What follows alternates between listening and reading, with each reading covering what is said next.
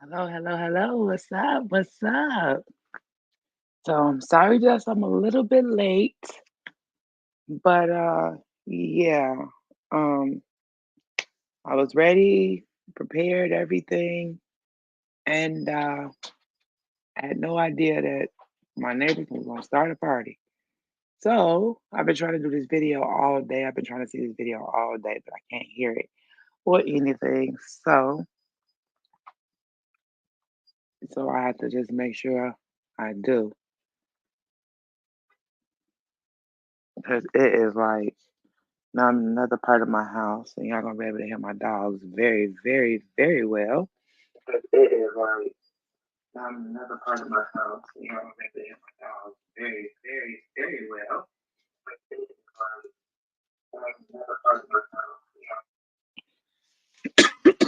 house. Excuse me for that, but I did need to check and make sure I can hear myself. So yeah, so I've been trying to watch this video all day. So um, I'm not sure. I'm gonna talk talk about it a little bit. Um, it's about this. It's about. I did finish watching it. It's about uh the missing Jacob Wetterling, and I found it very interesting.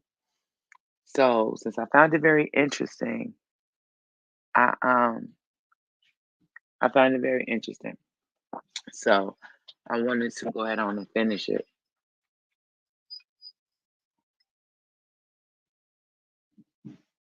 So y'all gonna have to excuse the noise. I was not expecting a party and all this extra stuff going on. So please excuse all that the sad noise if y'all hear anything.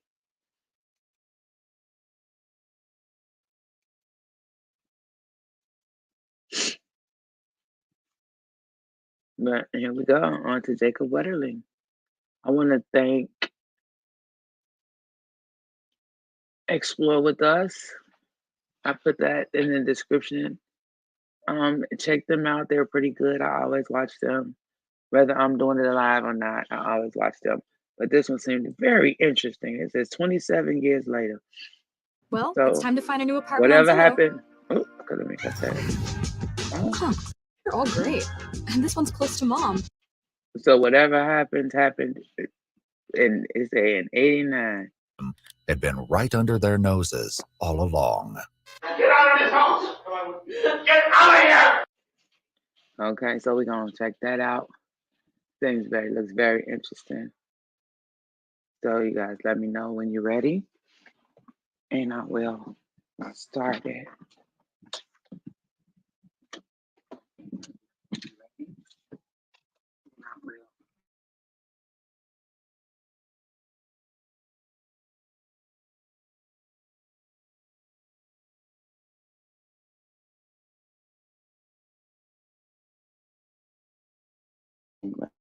I don't want to get hit for music that I'm not even playing. So that's not what I'm gonna do. So I'm gonna go all the way back in here, and hopefully everything is fine. Get out of here! Get out of this house! Yeah, dirty old man. Most of the following footage has never been seen before. The evening of October 22nd, 1989 started peacefully enough when 11-year-old Jacob Wetterling, younger brother Trevor, 10, and his close friend, 12-year-old Aaron, went out to rent a movie in their hometown of St. Joseph, Minnesota. Two boys were on bikes while the third rode a push scooter. Little did they know that their first exciting excursion after dark would quickly become a nightmare. Just a day later, Trevor found himself recounting the harrowing series of events to investigators from the Stearns County Sheriff's Department. Do you remember about what time you left your house, you, Jacob? It had to be about 8:30. Their destination. Right there, I already see a problem. They said they was outside at 8:30. These are little kids. What are they doing outside? I don't care if it's three of them. What are they doing outside by themselves? I think they're like, I think the oldest one is like 12 at 8:30. Like, no, unless they was doing some type of group or something. I do not see why children, those are little children, should be out there. Like, first of all, they need to be in the house. If not in the bed already, then we need to be to check some homework and shit. I don't care what day of the week it was. 8:30 is too late for kids 12 to 10 to anything under 15 to be out on just doing some random shit, especially back in 89. So we talking about 89. So that's back when, okay, right, I was 9. That no, I couldn't leave off the porch, let alone be going somewhere.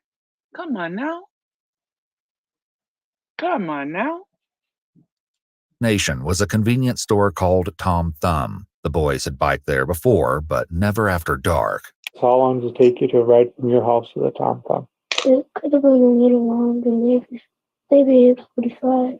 The boys only spent about 5 minutes in the store. They rented their movie and also purchased some candy before heading home, taking the exact same route down 91st Avenue. They had no reason to suspect their return would be perilous, but what happened to the boys next was traumatizing beyond words. When you're riding your bike right after you left Tom Thumb, did you notice anything suspicious or unusual? No. You indicated to us that you were leading because you had a flashlight? Yeah. Okay, and was in the middle because he had just on white clothes. White clothes, and Jacob had Reflector like jacket. Unfortunately, the reflective vest and flashlight might have worked against the boys rather than helping to keep them safe because someone saw them coming. Did some guy confront you and some guy make you guys stop riding your bikes? Oh yeah. Was he on your left or your right? Left. And when you guys are riding your bikes, what side of the road were you on? Left. The left side. But he wasn't really on the road though. He came out from the driveway. Can you tell us what this person initially said when you guys were riding by him? He said, "Stop, I have a gun. Turn off the flashlight. Go in the ditch. Face the other way." After you guys laid in the ditch, as he These look like bigger boys, but still, they're still that age though. They still that age though. They still needed to be supervised. I feel they still needed some supervision. Somebody over the age of 13. leading because you had a flashlight? Yeah. Okay, and was in the middle because he had just on white clothes. White clothes, and Jacob had Reflector like jacket. Unfortunately, the reflective vest and flashlight might have worked against the boys rather than helping to keep them safe because someone saw them coming. Did some guy confront you and some guy make you guys stop riding your bikes? Oh yeah. Was he on your left or your right? Left. And when you guys are riding your bikes, what side of the road were you on? Left. The left side. But he wasn't really on the road though. He came out from the driveway. Can you tell us what this person initially said when you guys were riding by him? He said, "Stop, I have a gun. Turn off the flashlight. Go in the ditch. Face the other way."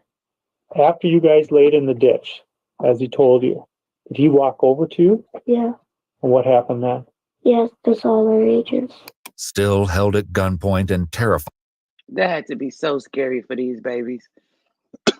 That had to be so scary for these babies, for a grown man to walk up on them with a gun. And they trying to have some little popcorn and snacks and shit. And stuff and go watch them a good movie. Oh, come on. See, and this is why they're not supposed to be out because it's people that do stuff like this to children. It's not their fault. It's not the parents' fault, actually. It's just we got to get these people that's be doing this to kids. This is from 89. It's 24, and his kid's still missing. What we doing now? Terrified of what would happen if they resisted, the boys told the man how old they were. Trevor, who was 10, appeared to be discounted first, while the man compared 11-year-old Jacob and 12-year-old Aaron. Y'all know, until you two pay me, I don't pay. Until you two pay me, I don't pay. We're going to slide right through these. There we go. Told me to run as fast as I could to the woods. Well, right when he told me to run, grab Jacob. Then later on, he told me to run. And where'd you go after you guys were running? We went down the cornfield, and then after we looked back once, and there was nobody there. Shockingly, Trevor said the entire ordeal only took about 3 minutes. Once they were released, Trevor and Aaron raced back to the safety of the Wetterling house. Patty and Jerry Wetterling were not at home. The boys asked a neighbor to come over and help them, and he immediately called 911 to report Jacob missing. What was Jacob last seen wearing? Wearing a red hockey jacket that had police department on it. And it has his name on it. Police department written in back?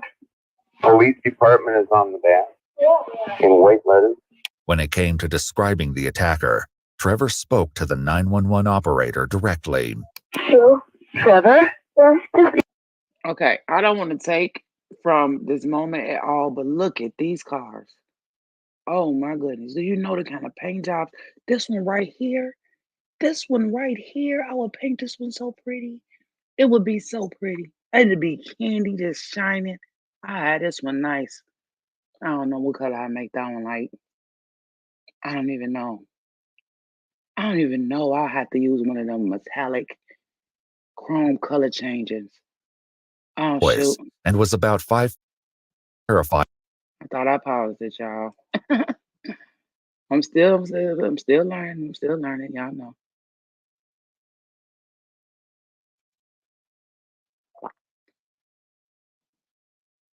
Police department is on the back. In white letters. When it came to describing the attack.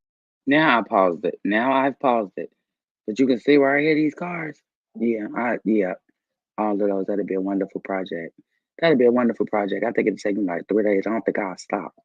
I paint them back to back to back. They let them keep drying and just keep going. That's great. Man, I love these old cars so much. Okay, now back to this very horrific story. The attacker, Trevor spoke to the 911 operator directly. Hello? Trevor? You're talking to the sheriff's office. I want you to give me anything you can recall about this male party that approached you guys. Well, he was like a man, sort of big. He was large? Sort of. Okay. And he had it looks sort of like nylon thing as a mask. Do you know what color it was? Black. A black mask? Do you know what color jacket he had on? I think it was black too. Trevor and Aaron also said that the man had a deep voice and was about 5'10" and 195 pounds. Police descended down upon the crime scene and were able to locate the exact site of Jacob's abduction thanks to the bike and push scooter still lying next to the road. However, Jacob's bike was nowhere to be found. Only Trevor's bike and Aaron's scooter remained at the scene. There was some hope that Jacob might have given the kidnapper the slip and ran off into the nearby woods like Aaron and Trevor. But when police searched the area on foot, they found no sign of him. The search continued into the next day, and based on something they found at the crime scene, the detectives had another question for Trevor. If you got to figure out who took the bike, then that's what we got to do. Because if you took them out, and Trevor might not have seen a car, but someone else did. The abduction took place near the driveway leading to a farm owned by the Rassier family. Dan Rassier, a music teacher at a local school, lived there with his parents, who were traveling at the time of the kidnapping. Dan saw not one, but 2 suspicious vehicles. I don't know. That seems kind of funny to me. The parents gone, and then let me rewind it and tell me if he don't look like. Yeah, look at that. That look like Yeah, we're gonna try to see if that's gonna be him. Let's see if it's gonna be him at the end, y'all. Let's see if it's gonna be him at the end, cause something giving me a real wrong feeling. Cause why is his old grown ass staying with his parents? He's a teacher at the school. The parents is gone, and that just happens to be when the boys disappear. Now, mind you, this don't look like a big town. So 9 times out of 10, oh, maybe not, because he might would know the kids. He might would already know the kids and know which was which and which one he wanted anyway. I don't know. Let's see. Because I just talked myself back around to that. I don't know. He might would already known which boys was which because he is a teacher at the school, or he took the advantage of his parents not being there and did something that he wanted to do. Let's see. And if it's not you, dude, my fault. Let's see. You creep. You seeming creepy. You giving creep vibes right here on this picture. You're giving creep vibes. That's all. You're giving creep vibes. Dan Rassier, a music teacher at a local school, lived there with his parents, who were traveling at the time of the kidnapping. Dan saw not one, but two suspicious vehicles that day. In the afternoon, he said a car drove down the drive a short way, then made a fishtail turn back onto the main road. Then that night, Dan said he was upstairs, cataloging his record collection when he heard the family dog Smokey making a ruckus outside. Yeah, she barked at night, when the car turns around, and I turned off the light in my room thinking, well, then I could see, it's coming down. Yeah. Dan said the second car made the exact same fishtail maneuver as the one he'd seen earlier. Unfortunately, he couldn't make out many details on the second vehicle. The police would come up with a very unique plan to deal with this soon enough. Dan noted that while the car's presence was odd, he didn't yet have a reason to suspect foul play, so he went to bed, wanting to be rested for work the next morning. A short time later, though, Smokey's barking woke him back up. In an exclusive interview with Ewu, Dan talked about the events that followed. I was sound asleep, and our dog Smokey continued to bark, and when she's barking and that doesn't stop, it's not just an animal passing through. And I got up to check it out, what she barking at, and I see pretty quick that there are flashlights up by our wood pile. And I thought, man, somebody's up there stealing wood. Dan called 911 to report the intruders on his property before he had even heard about the horrific crime that had just taken place so close to his home. He went out to meet with the police and offered to help with the search by looking in all of the farm's outbuildings. Went through buildings, at least for an hour, just walked through buildings with flashlights and didn't see anything. And I remember a helicopter was now cruising around the woods behind our barn that was close to the area where this boy was taken, with a huge searchlight just going through the woods. I kept looking, and no police ever came back down to the farm. This would turn... Oh, I'm going to have to pause it. I'm going to wait a couple more minutes, and then I'm going to get up off the floor. Y'all got to give me a minute. Fuck, they shooting now. I guess that's how Chicago go. You can't end the party without a shot. I know. And y'all know I'm too old to be on this floor. I'm too damn old to be down here. Shit. And my service animals is in the bed, looking at me laying on the floor. Okay, let me get up here.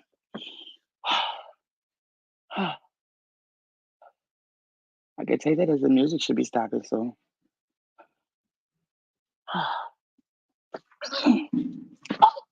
Shit.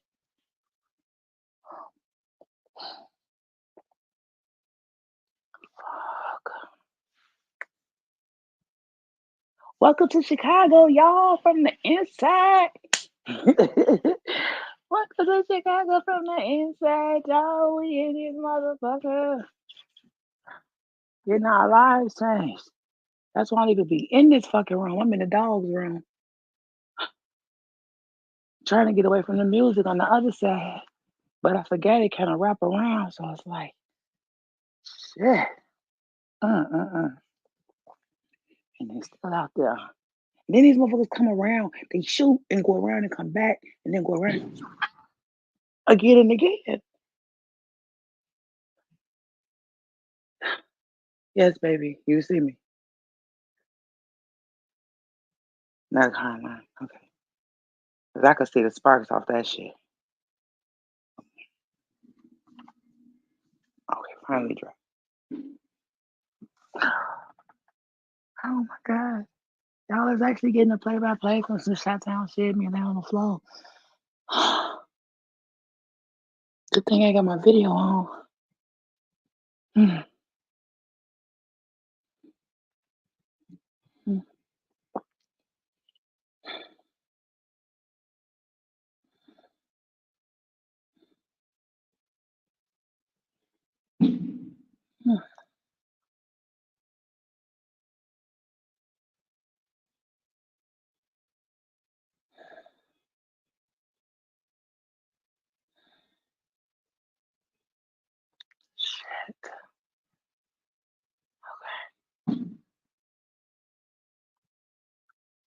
Let me go back.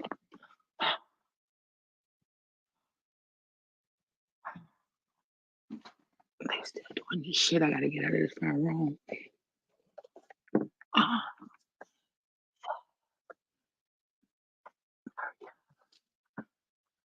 Y'all can hear me, right?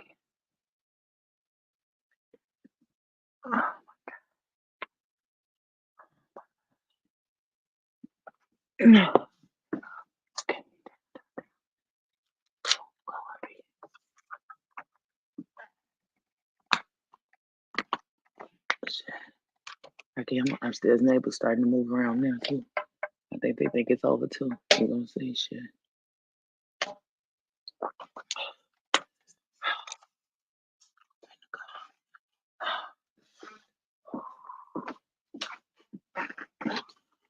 Oh,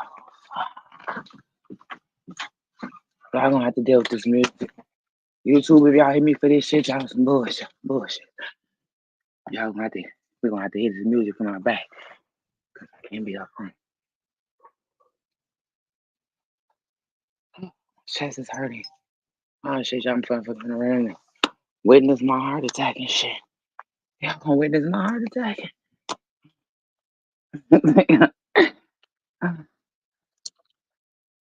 This ass gonna go coming Elizabeth like a motherfucker. Oh shit. Oh.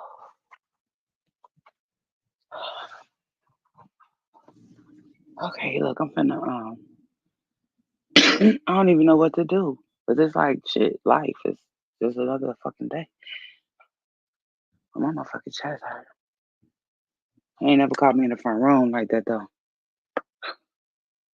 Shit. My chest and everything hurt. Let me catch my breath. Oh my goodness, that shit crazy. Oh, oh my goodness. Everything, I'm feeling okay. And nothing happened, I'm fine. I just saw a couple sparks, we good. I'm good. The dogs went back to sleep. But we gonna have to hit this music. We gonna have to hit this music in the background, y'all. I don't know how loud it is. I don't know how loud it is, but let them have their shootout out front. Okay. Oh, I don't know what's going on. Now the music is skipping. Anyway, let's go to this rest of this video. Oh, hey Crimson, how you doing? You want to come up and witness my heart attack from all this ghetto ass shooting? One side is the party, the other side is shooting. Feel free, come on now.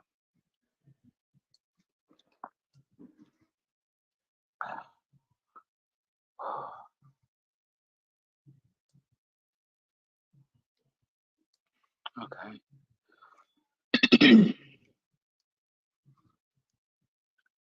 Okay. We're gonna go back to the video. I'm up. I'm all right. I'm breathing fine. I'm okay. Turn out to be the first of many oversights in the Wetterling investigation. The next morning, the police were able to get a better look at the crime scene. Quickly, they found that the bikes hadn't been the... I'm talking. We watching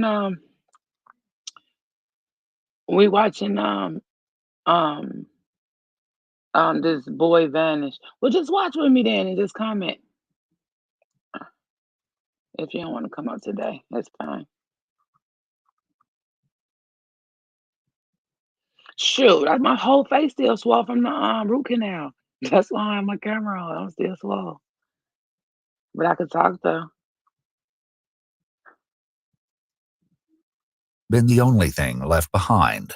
The first thing of interest were two sets of footprints. One set was quickly determined to be Jacob's, but the other was larger, and the tread pattern didn't match any of the boys' shoes. They had to belong to the kidnapper. Nearby, the police also found a set of tire tracks. They took photographs and plaster casts of both the tire tracks and footprints, but that appeared to be the end of the officer's foresight in regards to processing the crime scene, because that very morning, an egregious lapse in security occurred.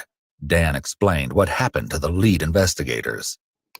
I'd taken off for school and I got up to the top of the hill and I think there was a yellow tape across the road, and I got to get out of here. And I couldn't drive down below because it was a cornfield, I think, or something. And there's a sheriff car over there, I think, and I ran over there, and he was kind of yelling at me because I was across that line. And then he let me drive in the ditch. As you remember, the kidnapper You know my story. Yes, I Now know let's about see the what I do with commercials. my life. Ready? Yes. Yes, I know I'm about not- the commercials. How do you sleep at night? Bed made of money.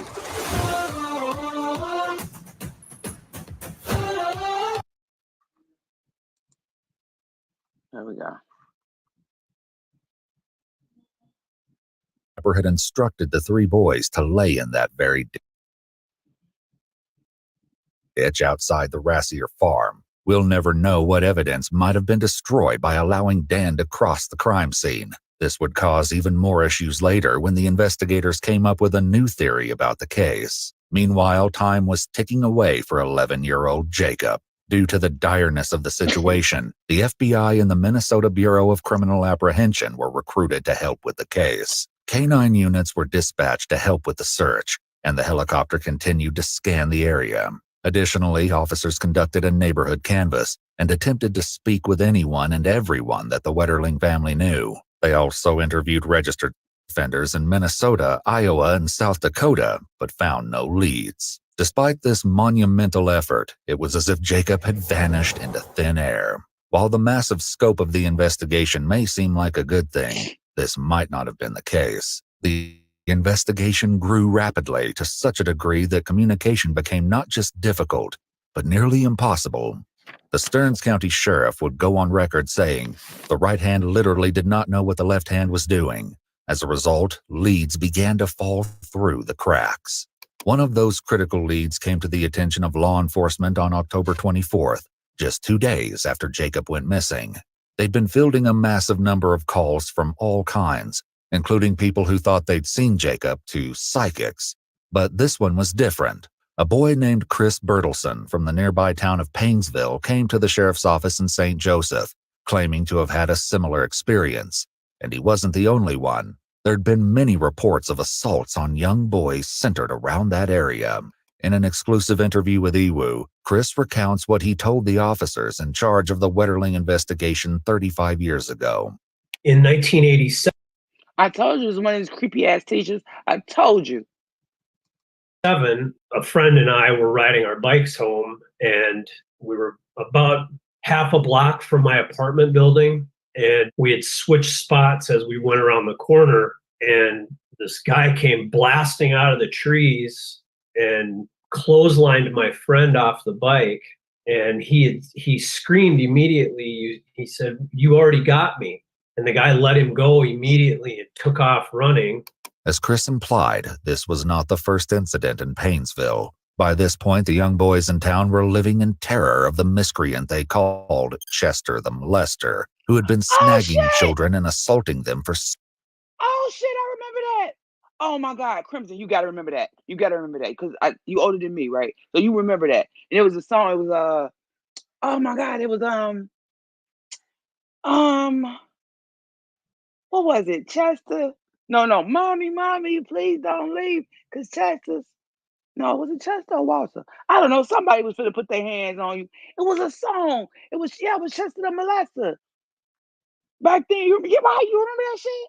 Oh my God, I guess it's nice to meet you, Chester, or not nice to meet you, Chester. I guess. Who would have thought it was an actual person? I thought that was just Sinbad now doing some bullshit. Let's see. Several years now. A group of us were camping, and one friend wanted to go up to this pop machine, and I said, well, I'll go with you. You know, we're not going to have you go alone. And as we were walking up this hill from our campsite by the river toward this pop machine, we both jumped over a downed tree, and he put his hand down on this guy's head who reached up with a knife, and my friend screamed, there's a guy out there and he's got a knife. So we sprinted back to the campsite, and there were 5 of us. We sat back to back holding knives and built this big fire until the sun came up. Now that was smart. Now that was smart for them children to do that. That right there was smart. That was smart. Like I said, they don't pay me, I don't pay them. We got this relationship going.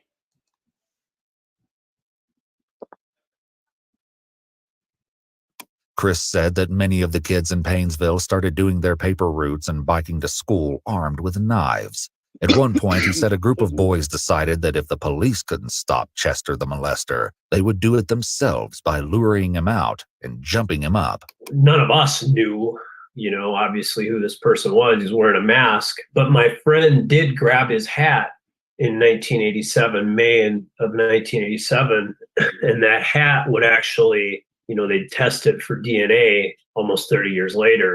Notably, Painesville was just 28 miles or 45 kilometers from the town of St. Joseph, where Jacob Wetterling lived.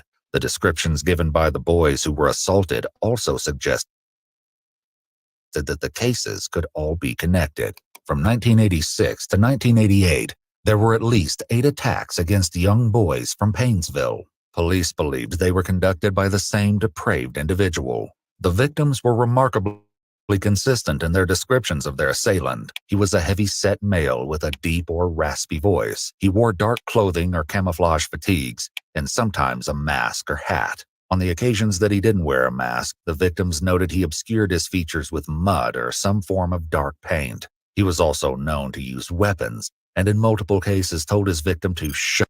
So his ass out there in full camo, chasing babies. Come on, homie. And that just lets you know either back in 80, 87, 89, no, it wasn't no YouTube. There wasn't no YouTube teaching him how to camouflage his face, which means somebody has taught this man how to kill already. Thank you, government. Shut up or I'll kill you, or I'll blow your head off. This was all eerily similar to the attack Trevor and Aaron recounted. The only difference was the Painesville boys had all been released. Jacob, on the other hand, remained unaccounted for. I gave them a name of a guy who everybody my age in Painesville knew was a molester.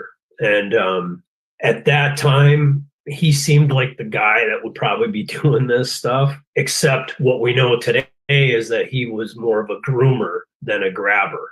The man in question was Dwayne Dewey Hart, a longtime resident of Painesville who had been accused of harming children multiple times. This was a strong lead, but inexplicably, it wasn't followed up until January of 1990, 2.5 months after Jacob was kidnapped. Instead, the search for Jacob continued closer to home. In addition to collecting leads, investigators began looking into local... That car.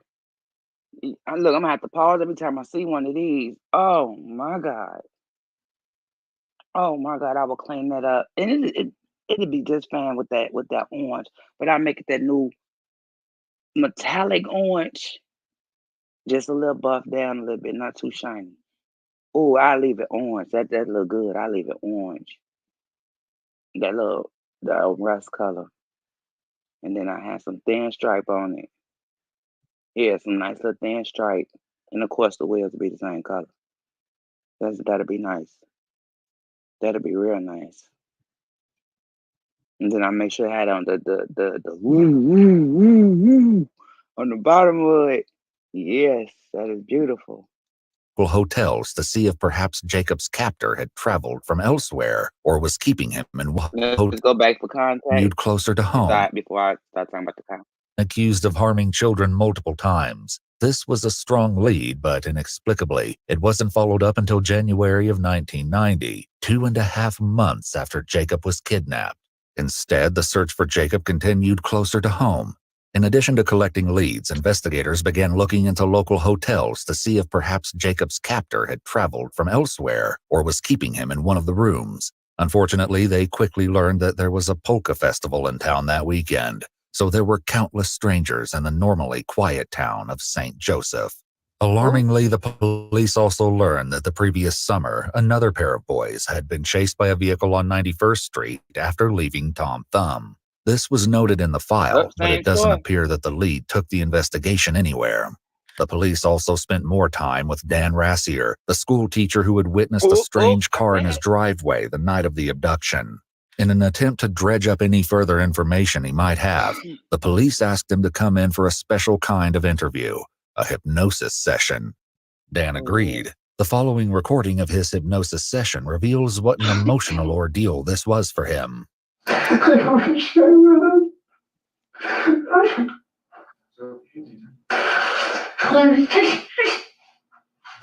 want to see the car again. Do you feel kind of guilty or something that you didn't? Yeah.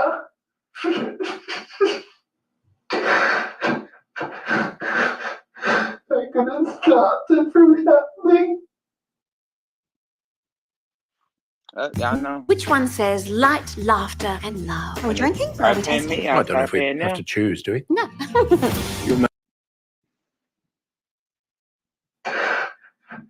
What could you stop? If I would have shined the car, the person in the car would have been the one that somebody saw. Oh, it was a dark car. It wasn't light. It wasn't a light car. It was a dark car. It was dark blue, black. It seems like I saw something white in the driver's seat, but it doesn't make sense. Dan also agreed to take a polygraph or lie detector test, which would later He become described his crucial own to the car? investigation, though not in the way anyone expected. In addition to the possible connection to the Paynesville assaults, another boy was kidnapped and assaulted in a town called Cold Spring months before Jacob went missing. Cold Spring was barely more than 10 miles, 16 kilometers outside of Jacob's hometown of St. Joseph, and just 20 miles, 32 kilometers from Paynesville.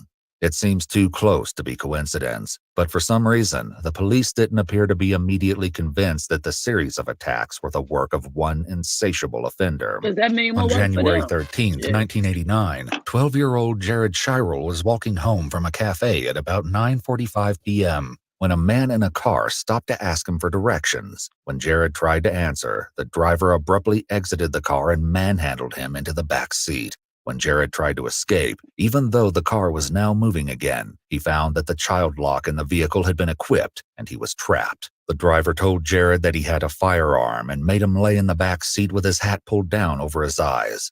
Despite this, Jared was able to notice a few things about the interior of the car, including what could have been a police scanner mounted on the dash. When the car stopped again, things went from bad to worse.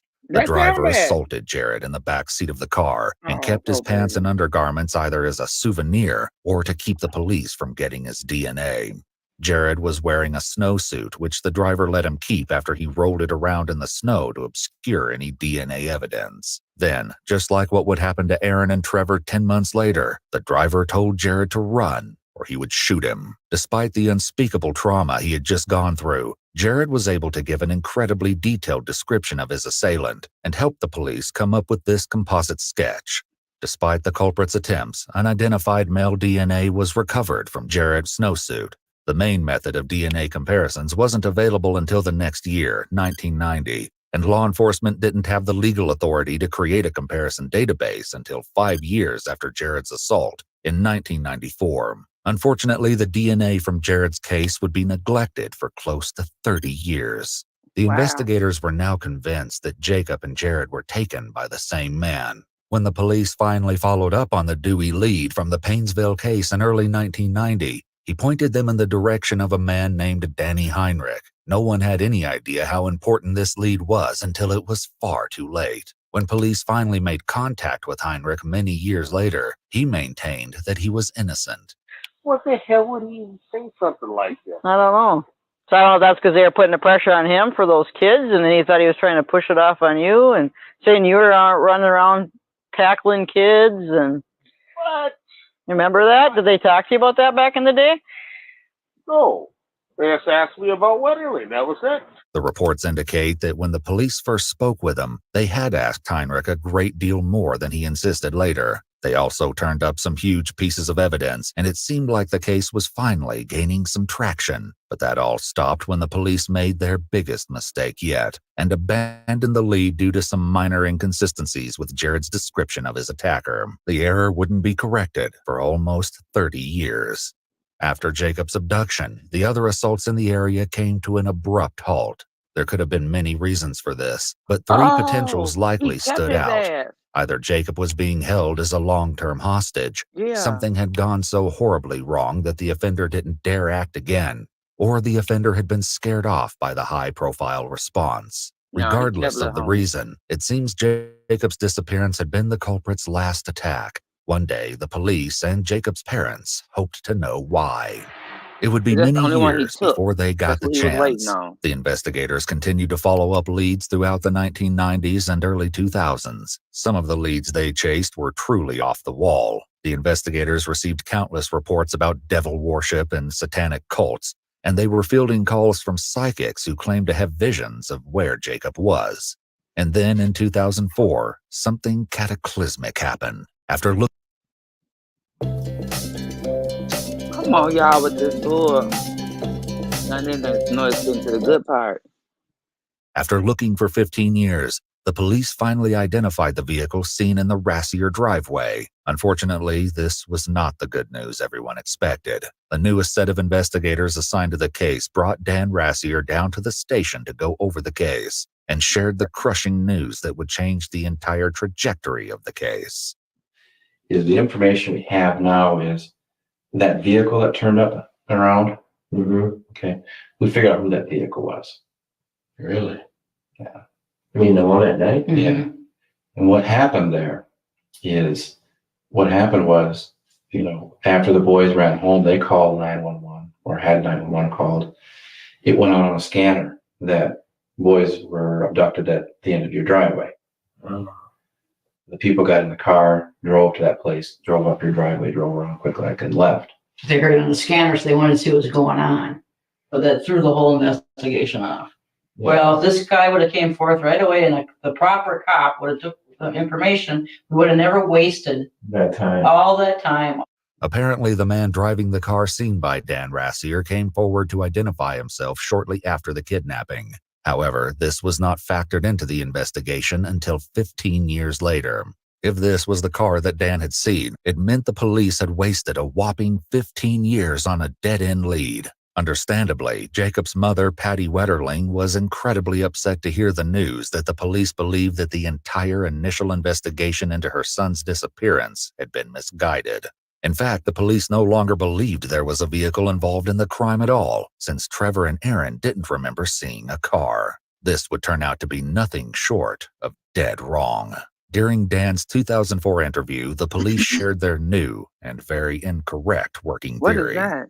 And also, we listened to the 911 tape that originally came in, and we learned a few different things from one. Pretty much have very similar statements. When they drove by the end of your driveway on the way into town, they heard some rustling kind of the weeds there. And it startled them. They pedaled faster and rode into town. Okay. When they came back from town, they're riding their bikes and their scooter.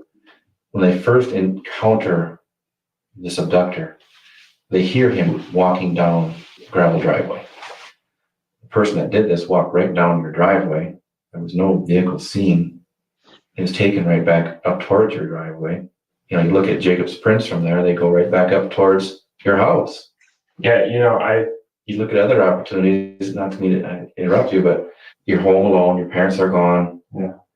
You see, Dan, where it all where it's coming from here? I mean, if you're thinking that I did it. That's what I said. He not only is he the teacher, he's there by himself, and his parents just happen to be gone. Where did they go? They let his big grown ass stay there. Where did they go? What can I say? Obviously the police were very, very sloppy. I mean, they were so sloppy that, yeah, I could have done it and gotten away with it because they were so bad. How so do you mean? How bad? Well, they didn't come down in our yard. They didn't come in our yard for a whole week.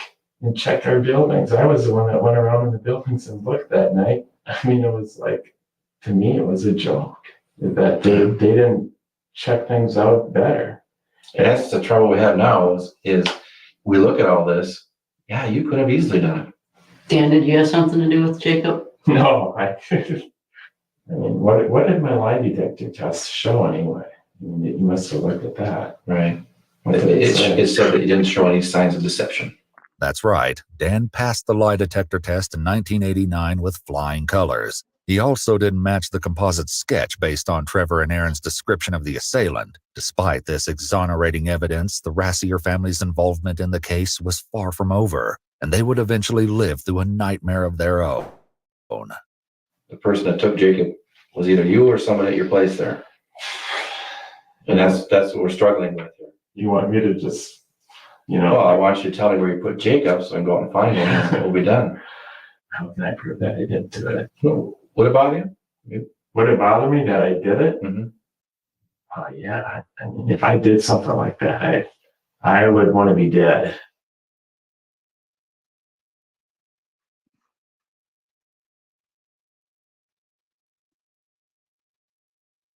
Okay. Come on, commercial. Come on so I can click you off. There we go. Despite the obvious pressure to confess, Dan maintained that he was innocent of any involvement in the Wetterling case. However, that didn't stop the local news from publicizing the fact that he was now a person of interest in the case. The resulting media frenzy made life hell for the Rassier family, and what happened next didn't help. In 2009, the police were still looking at Dan Rassier, and the media frenzy surrounding his family reached its peak. The police decided to involve Jacob's mother, Patty. In the 20 years since her son was taken, Jacob's parents had remained deeply involved in the search for their son, fielding even the most outrageous of leads. For example, the police received countless letters and calls reporting that Jacob had been sacrificed in a cult ritual. In 2007, Patty Wetterling was contacted by a man in Kentucky claiming to be her lost son. Patty and Jerry went to extreme lengths to connect in person with the man, only to find that his blood type didn't match either of theirs. The Wetterlings hired their own private investigators, too. Patty Wetterling became an activist for missing and exploited children, and even ran for Congress twice. Despite her unwavering dedication not just to her son, but the cause of supporting child victims everywhere, there was still no trace of Jacob. There was nothing to guarantee he was even still alive. Now, though, Patty had the chance to have a personal conversation with someone the police considered a person of interest. She sat down to speak with Dan Rassier at the local mall. Importantly, Dan had no idea that Patty was wearing a wire and that their entire conversation was being recorded. Hey, Dan? I need to talk to you. I can't believe I need to talk to you. I need 10 minutes. Sure. I mean, I need you to tell me what happened that night. You were home. You're the last person close to Jacob. I don't know if I should tell you this. And I told them what I knew for so many years, and they completely screw it up. What happened?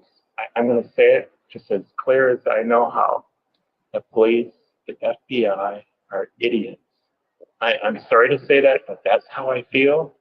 No, I agree with you. I mean, clearly we're not getting anywhere. The news people came out and made me look like a jerk. They changed my voice and TV and they filmed me at school, and they made me look like I didn't give a crap about it. But you said you went back to bed that night.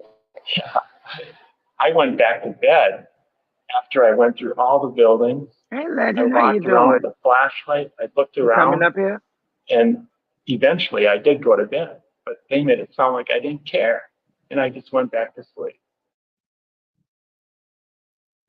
It's really extraordinary being surrounded by such scale. We'll do the first season justice, I hope. It's good to be back in the saddle. Dan also said that people were also suspicious of him since he went to his job at a local school the morning after the disappearance. Even after so many years, Dan still remembered his reasoning for doing so. I should have never He had to work, shit. But at that point, I never missed a day of school in all my teaching days, and that lasted for 20 years. So there was no thought of missing school. Did they ever search your house? Yeah, they did. Did they? They searched. Did they that first night? No, they didn't. Sorry, They came back a week. I believe it was a week later. Do you think Jacob could have been on your property? Do you think somebody else could have dragged him? So wait a minute. Let me get this straight. That's the only house anywhere near anything. It's got all these buildings and compartments to it and everything. Is that what you're telling me? And then on top of that, they're gonna say, because that's what I was saying. I said at the beginning, this is looking real suspect. They didn't check nothing. And then he said he went to sleep. They didn't check nothing. So something is not right. Something not right there. So now they want to change the shit 20 years later. With 30 years or 40 years or however long it's been. I don't know what happened. This time of year is hell. If Jacob was still alive, he would be 32 at the time of Dan and Patty's meeting. But nobody could come on your property and bury him without you guys. They could do it so easy, Patty. How could they? Yeah, There could be a deer hunter. We have people that go down there and hunt. They could. And you wouldn't notice? We might not even see them. Drive down in the meadow, or they could go park their car and over somewhere and just walk through the woods. Once again, Dan's theory was closer to the truth than anyone could have predicted, though his insight didn't come from the source police expected. For now, Patty continued to press Dan with more questions about her son's disappearance. So then I kept thinking of scenarios, and my thought was that maybe you were playing a prank or something. Because when that car came down, that would change everything. Because it was a very quick response, and then you'd have to figure out what to do with Jacob if you had him. That didn't happen? No, that didn't happen. You would never have harmed Jacob. I only feel that if I would have been more alert, it's all hindsight. I could have stopped it. I could have saved him. If I would have known that car, when it turned around, I really feel that I saw Jacob looking out the window of that car. I needed you to look me in the eye and say you had nothing to do with Jacob's disappearance. I had nothing to do with this. The conversation might have continued, but Dan's brother, who worked with mall security, interrupted. Do you know the guy that's just been sitting up there for the last hour? No, I didn't see who it was. Because when I came out of my office, he was hanging out right there. Are you serious? Yeah. The strange man Dan's brother noticed was likely one of the officers who had entered the mall with Pat. Okay, let me pause it and go back a little, just to see. So we can hear what he said in depth.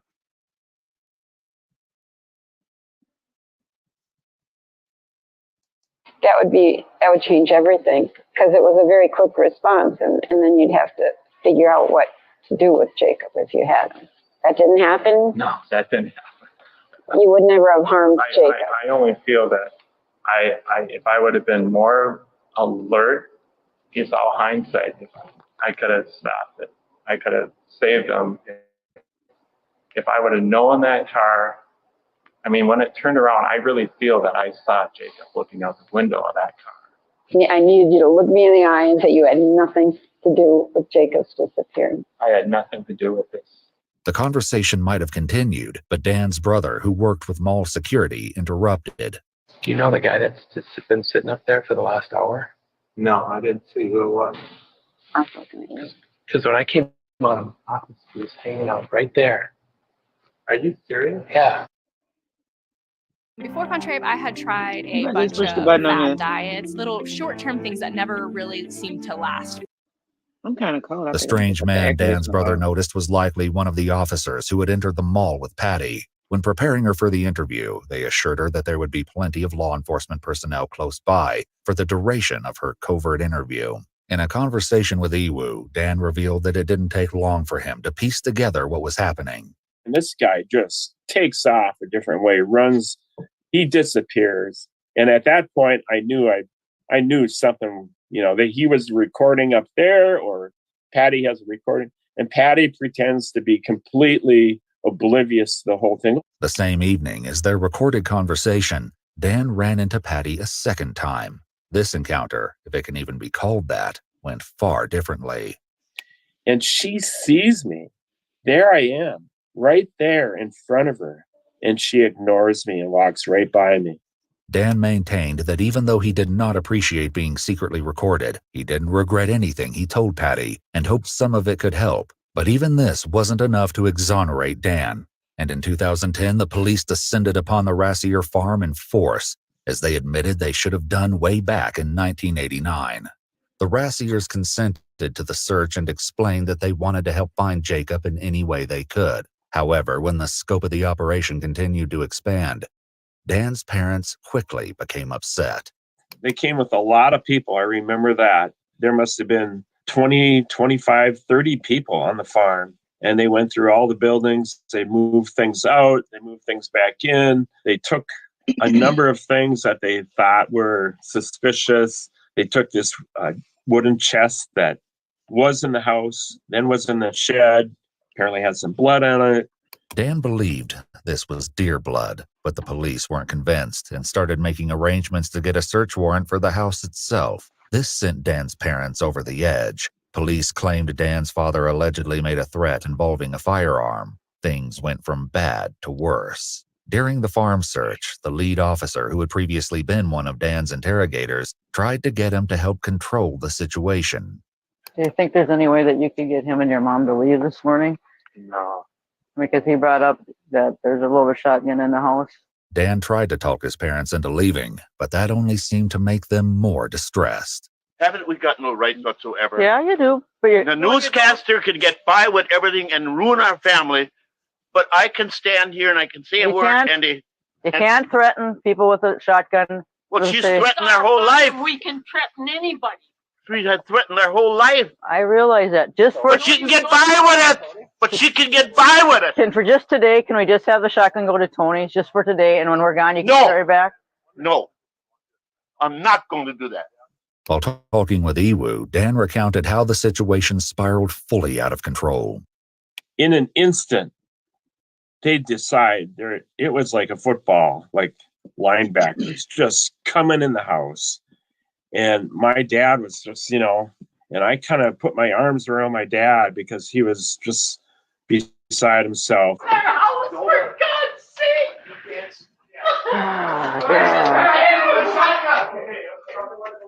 No, you're not going to go get it. I'll give you the shotgun. Yes, but you get out of this house. For God's sake! I'll give you the shotgun. No. Get out of this house. Get out of here. Get out of here. Oh, no. Get out of this house. We're walking out. Rita, we gotta leave. Come on. You see that or Jim? Oh, for Come on. God's sake! Come on, let's go to dance. Oh, Rita, my God! you have to leave. I won't leave. Okay, you're under arrest. You're going to jail. Stand up or you're going to jail.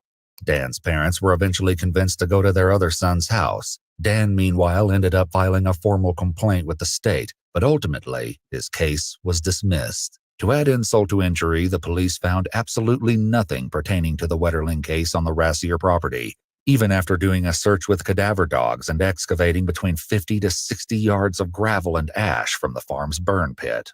While there were many, many bones found in the excavated material, none of them were determined to be human. At this point, the police finally had to confront the fact that they were once again way off track, and Dan Rassier had been innocent all along.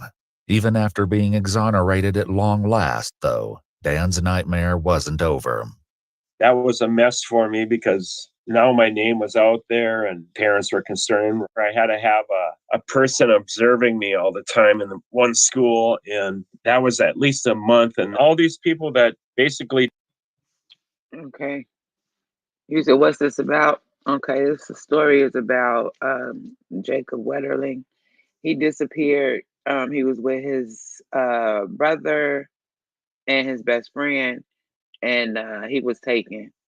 So they have been looking for him and trying to find out what's going on since 1989. Oh, and the Chester song came from this case and shit. Well, I can't say it came from there. But the guy said that his name was Chester the Molester. I know you remember that song. Well, you might not remember. I know you remember that song though. But yeah, it was Chester the Molester. But yeah, they so that's what this is about. So we're trying to find out what's going on.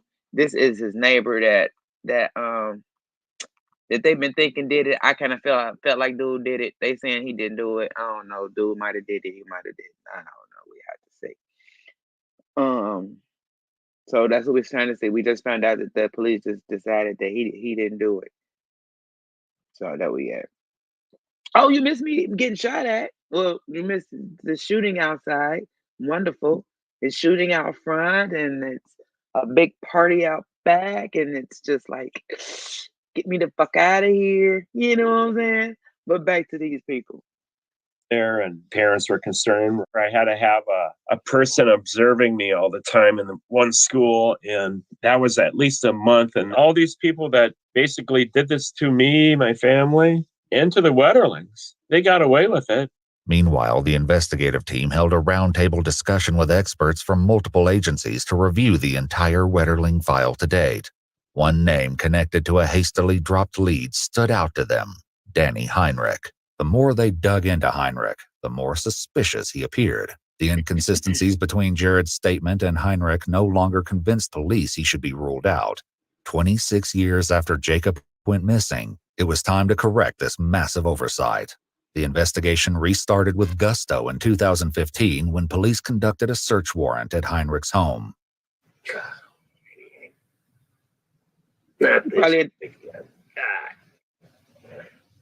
He probably ain't thought about that kid or this shit in years. He probably would have did it so many times. He probably ain't thought about it at all. He got away with it and it was over with.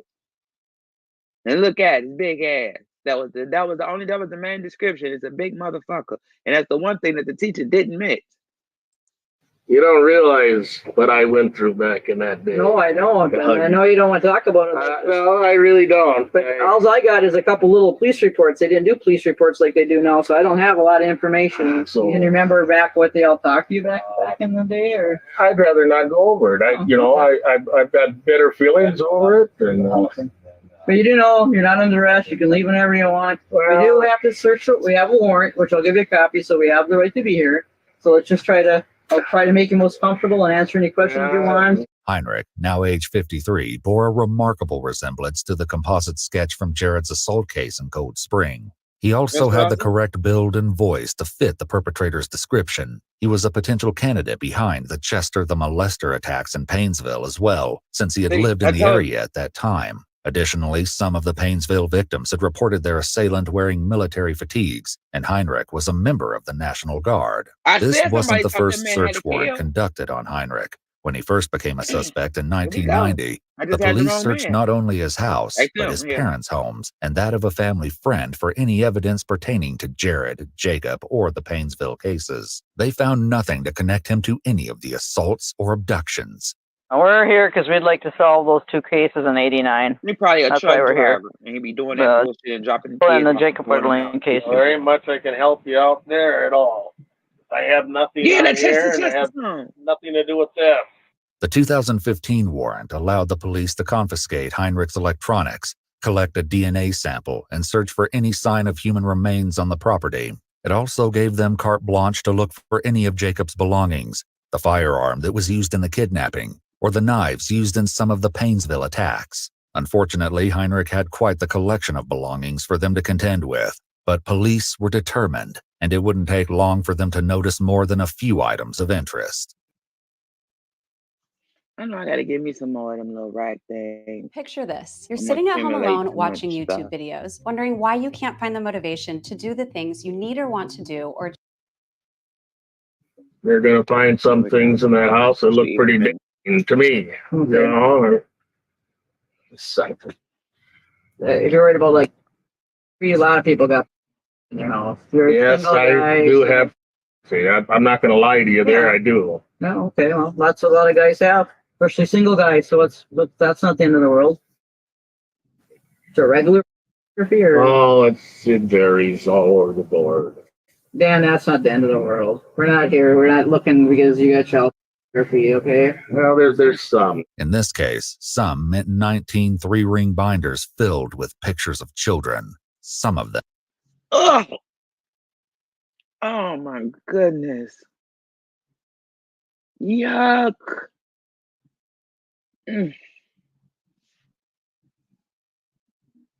They I know everybody just threw up. Just knowing he got that much shit. Just that many babies, that many times, that much shit. Them unclothed. Other pictures of that nature were found strewn throughout the residence, along with more explicit material. Just got the And shit this laying was around. just the beginning. And he taping the shit himself. Oh, get this Yeah, motherfucker now. Get his ass. Sippy, did you make on anything? Or did you just watch? You didn't manufacture. That's the big charge. Now VHS tapes, can they take them or what? Well, typically they could because they can check to see if any of them have child on them. No, they don't. You know, so yeah, they could take them because they're looking for child. And they could say, well, maybe they're mixed in with them. Obviously, they're not going to be labeled right. I mean, if you're saying you actually have like a big tote full of them. Oh, that's a load of them. Like 100 or more? Or? Several hundred or better. When the police eventually reviewed all the Look at VHS that. tapes, Oh they my found an God. extensive collection of explicit material, some of which appeared to be homemade. Again, But you this can was look at the only a shit and tell it was fraction of homemade, especially in Heinrich's that drawer. revolting stash. You're probably a little nervous. So. That's natural. It runs in the family. That's why when I had that lie detector test back in the day, I failed it because I can't do it. I just can't. I'm nervous. Damn, and he failed the test, and they've been chasing the guy who passed the test twice. He got all this shit in the house, just laid around his crib and shit. This is gross. This is gross. And it's been all these years he's been collecting this shit. If the boy disappeared in 89, the other boy started talking shit at 87. It's 2015 on this video. All those years he been doing all that. Oh, they gotta get him. Nervous wreck when it comes to that. So when they asked me to take the lie detector the second time, I said no, I won't do it. That and the questions I thought alone were offensive at the time, enough to make anybody's blood pressure go up. So. What kind of questions they asking? Oh, I'm not going to go over that. Oh, okay. I'm just curious more than anything, I guess. Well, curious. Charlie, I can remember. Did you kidnap Jacob Wetterling? Well, did you kill Jacob Wetterling? Did you? Where'd you bury Jacob? Oh, that wasn't. I'm getting it all mixed up. Police obviously had to wonder if there was a more nefarious reason that Heinrich had tanked the polygraph exam back in the day. His failure there, though, wasn't the only reason he'd been such a strong suspect. The initial investigators also determined that his shoe prints matched those found at the scene of Jacob's abduction. In January of 1990, Heinrich no longer had the car he'd owned at the time of Jacob's disappearance, but police tracked down the vehicle's new owners, who allowed them to search the car. The tire tracks also matched those found at the scene of the crime. And yes, the police knew this when they told Dan Rassier they no longer thought a vehicle was involved at all. Even more incriminating was the fact that fibers consistent with the car's interior were found on the snowsuit belonging to Jared, the assault victim from Cold Spring. During the 2015 search warrant, Heinrich chatted with the police about all the other ways he had been investigated back in 1990. They had the house surveilled. They sat just so you could see the car and followed me all over the place. At least they tried to. With the evidence against Heinrich piling up, the police on the case in 1990 decided to place him under surveillance. However, it didn't go too well, because almost immediately Heinrich noticed and ditched the surveillance team twice. I spent a night in the Stearns County Jail. I called my dad. I remember that night very clearly. And they interrogated me for hours, and for quite a long time. They had the big shot from, I seen him on TV, a big shot from the FBI there, the top man. And but this went on and on. They had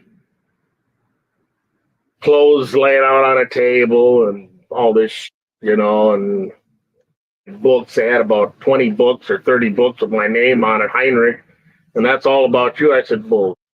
The clothing items the police confronted Heinrich with in 1990 were likely Jared's snowsuit and the hat taken from the Painesville perpetrator. Unidentified male DNA was found on the clothing, and a DNA sample was retrieved from Heinrich. Mind-bogglingly, though, it doesn't appear that any comparison took place. it just went on, and finally they booked me in, fingerprint, Damn, took how my many of them picture. is it The next then? morning, though, If Heinrich that was was his released. DNA. He even received a personal apology and a handshake from the Stearns County Sheriff at So the he time. did shit just not to I've that been in kid. a lineup Wait. too. Yeah. So we saying he did do shit, just not to that kid specifically. The DNA don't match for that kid. That's gross. How many just keep testing that nigga? Just keep testing every item y'all got that even seems like it could be related to something like this. And just send it on down the block. Every spot that had it, just send it on down the block. What we doing here? He got too many pictures, too many videos for somebody not to ring up. Unless ain't no way. Ain't no way. He didn't have to touch. He didn't have to do it himself. Ain't no way. They gonna have to pass that around. He done did something to somebody. Granted, if he got some kids, he got a girl that has some kids, nieces, nephews, anybody. Well, he prefer boys, so nephews and that type of stuff. You better check that. Little cousins, you better check that. That shit just don't start. Not when you a million years old. No, you don't get that many years worth of that type of content without being some type of person doing that type of thing. I forgot to mention that. Despite all of the evidence pointing to Heinrich in 1990, the police made the infuriating decision to eliminate him as a suspect after Jared couldn't definitively identify him in a lineup. Jared did, however, narrow the subjects down to 2 men, one of which was Heinrich. Unfortunately, neither Trevor Wetterling nor Aaron Larson was brought in to give a second opinion. Another reason police originally chose to discard Heinrich was his car. Even though the fibers matched, Jared described his captor's car as having automatic seatbelts and a gear shift on the steering column. Heinrich's car had neither, but when Jared saw the vehicle in person and sat in the back seat, he said he was almost certain it was the car he'd been taken in, and yet he was still dismissed as a suspect. Did they think back in the day, or did they know back in the day that you had some interest in boys? Is that why they talked to you, you think? Or You mean in 1990 or whatever? Somebody said I looked like one of the sketches, but what I could never understand is if this guy wore a mask, how the hell do you know what he looks like, or how did you ever get a sketch from? His ass is sitting there right now looking like the fucking sketch. I mean, am I tweaking? I mean, the hat, the everything. The only thing they added was glasses and shit. We all know got glasses as you get older. But come on now. He still look like that. He got on the black hat, the black shirt. He still got on the exact shit that each one of them boys said they saw. He got on everything and the voice. And I know that, and you know, people don't change how they dress. And I figured that out. My sister sent me a picture of me when I was like 16 or 17. I had on this cute little dress with camouflage material. I looked at it and started laughing because that's what I literally had on right then. Some leggings with camouflage material. So you still pick the same shit. If you still have the same taste when you get older as you do when you're younger. So just like he liked the little boys back then, he dressed just like that. Exactly how everybody described it. I don't know how he passed. Maybe they did it together, like some group stuff, and passed it around and passed around the information. But no. He looked exactly like the pictures that they described before. The only thing is a little extra chin on the side and no hair. That's it.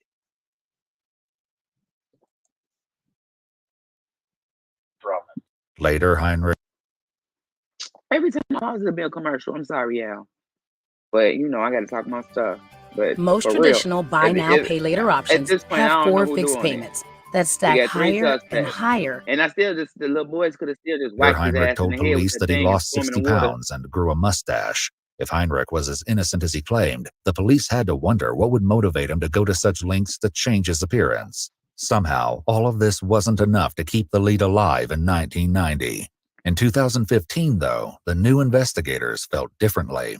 So you got video camera stuff in there. Do you make your own videos, or? Oh, I did. I told you it was real video on the computer, blow it up, whatever. Anything you're worried about on there, or? No.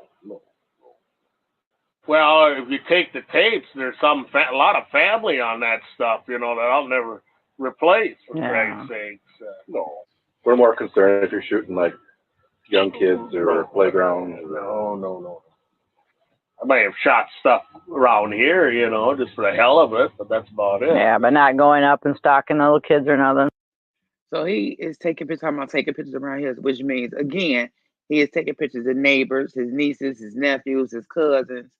That's what he's taking pictures of, the people that he can get his hands on. Because now he's way too old to be able to do half that shit, and too wide to be able to fit. No. Okay.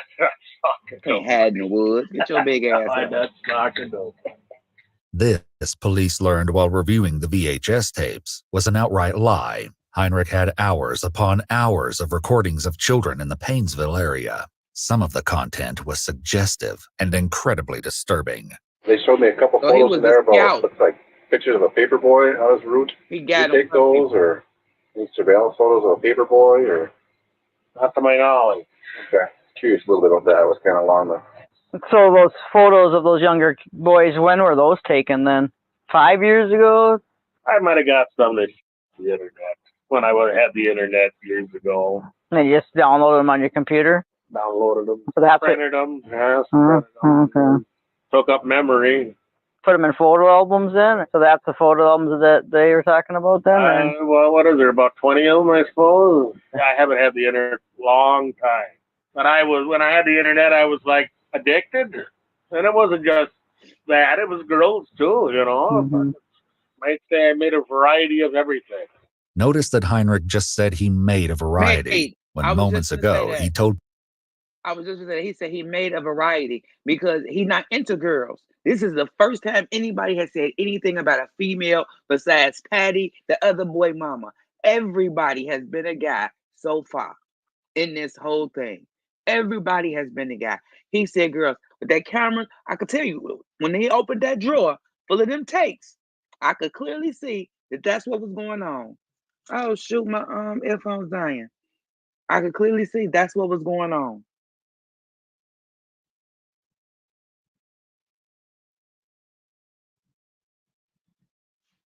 And we're going to go back and hear this nigga confess again, like a dummy.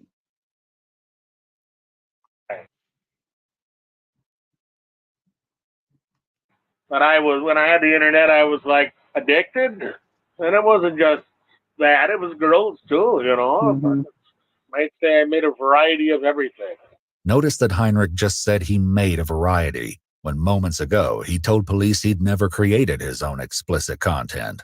Before long, more lies would become incredibly obvious.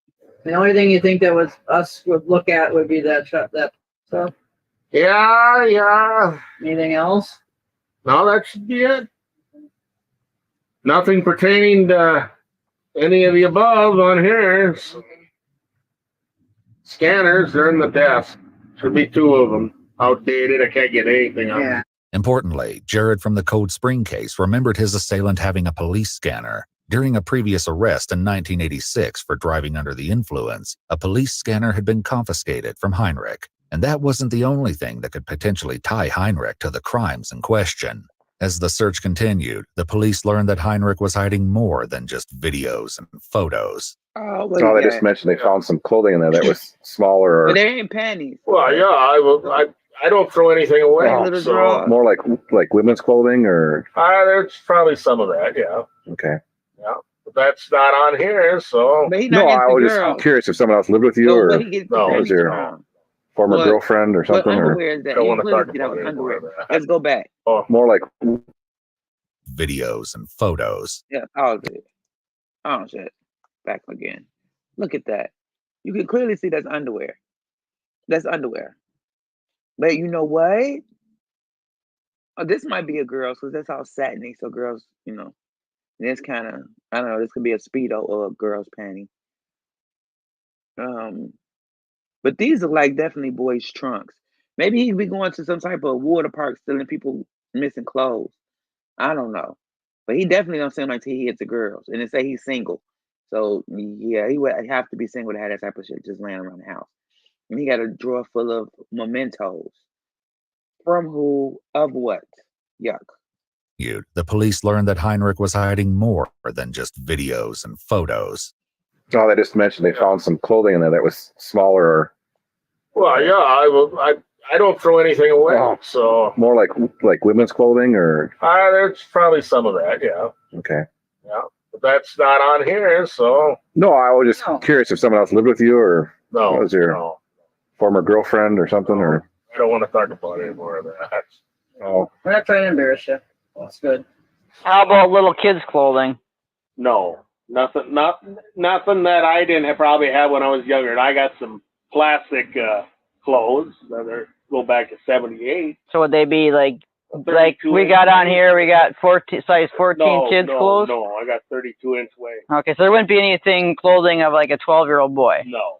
You may remember that after Jared's kidnapping and assault in January 1989, the perpetrator kept his pants and underwear.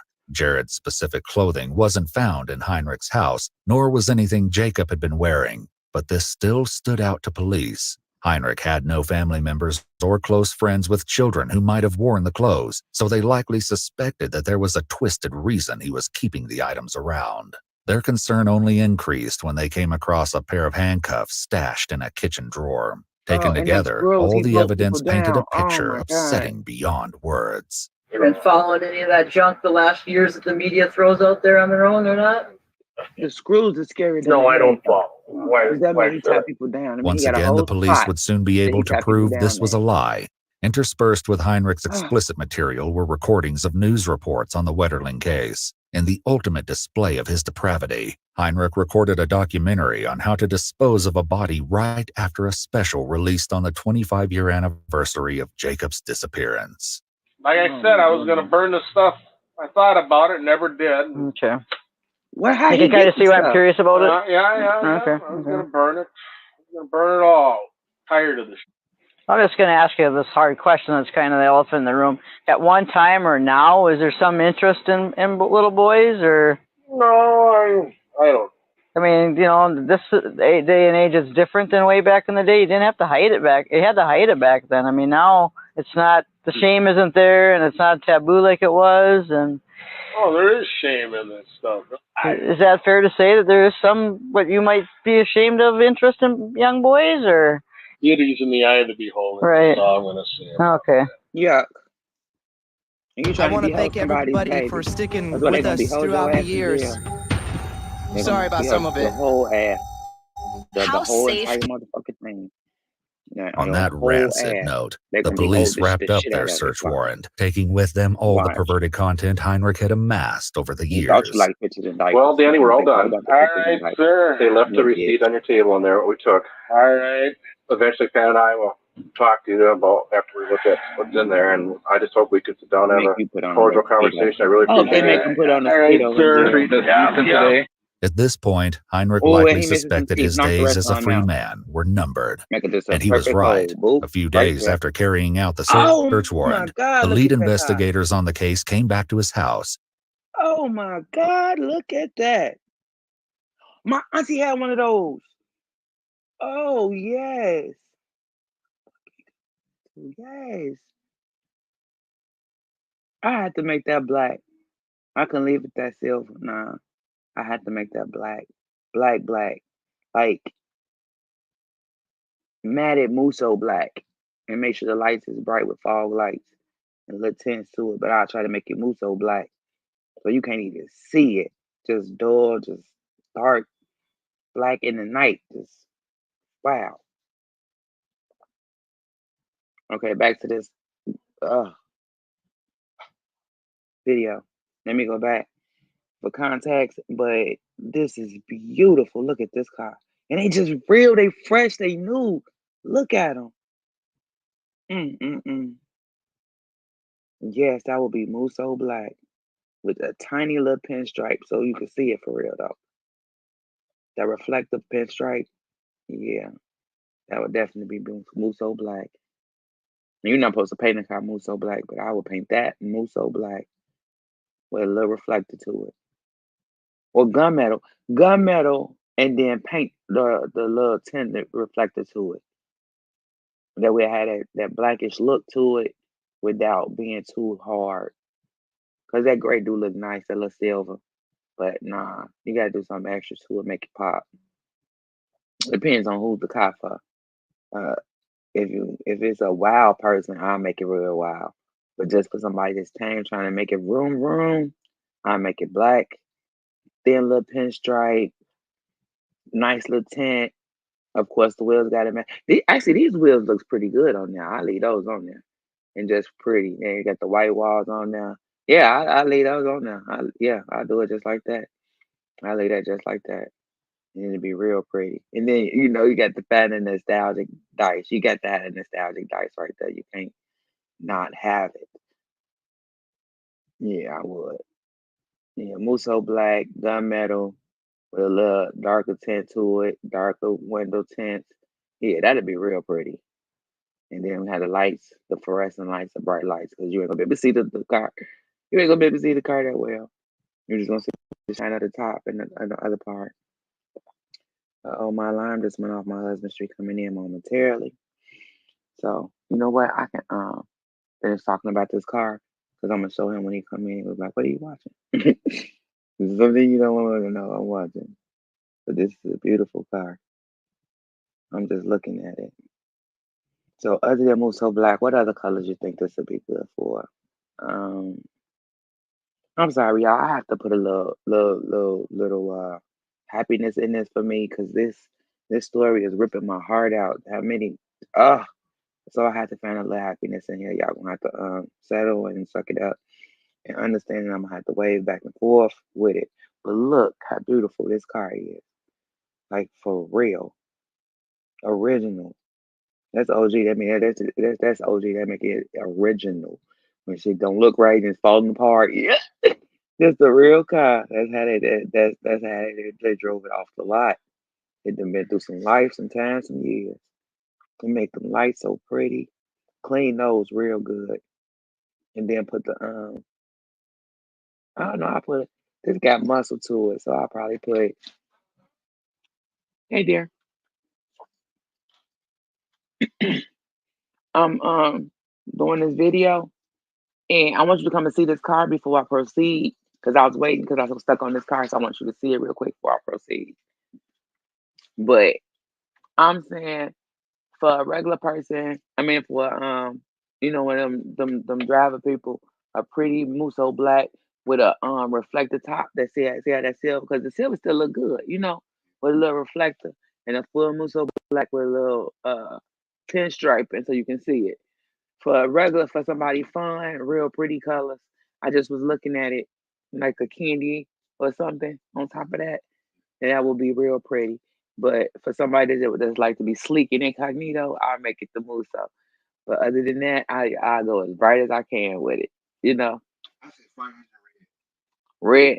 But everybody be getting red that color. Well, no, everybody like candy apple red. Okay. So I'm gonna proceed, but I'm gonna proceed with the video because I was just getting ready to switch when my thing went off. It said you was outside. So I'm gonna yeah, like I said, I'm proceeding. And placed him under arrest on the charge. Go back a little bit because I just talked. All right. Eventually, Pat and I will talk to you about after we look at what's in there, and I just hope we could sit down and have a cordial conversation. I really appreciate it. All right, sir. Treating us decent today. At this point, Heinrich likely suspected his days as a free man were numbered. And he was right. A few days after carrying out the search warrant, the lead investigators on the case came back to his house and placed him under arrest on the charge of having explicit material involving children. Still, Heinrich maintained his innocence in regards to Jacob and Jared. Frustratingly, even after discovering such a strong suspect, the police weren't any closer to locating the missing boy, or, in a worst-case scenario, his body. Police officers also made contact with Heinrich's brothers to tell them what they'd found. So this I put away the scumbag years ago, Dwayne Hart, and this goes on and never ends. What's the deal? Why are they after my brother now? Danny was arrested tonight, and Danny was arrested for federal child receipt and possession charges. Oh, this is bullshit, man.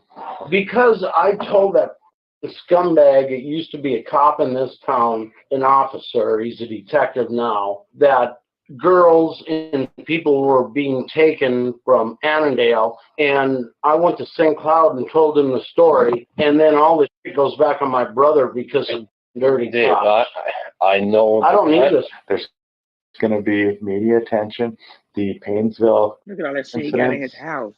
Danny, that was not him. That was the bullshit Dewey. He admitted to it. Be prepared when the information comes out. It's going to lead Look people at to believe that it was your brother Danny. There's going to be talking. And it all started because I put that scumbag away. Okay. And I was the only one that wasn't scared of him. Well, my daughter's going to freak out. Well, this is going to impact your whole family. He got kids. That's what I said. Do he got kids? Danny would never hurt anybody in this world. Danny took a niece. And he kicked in his car.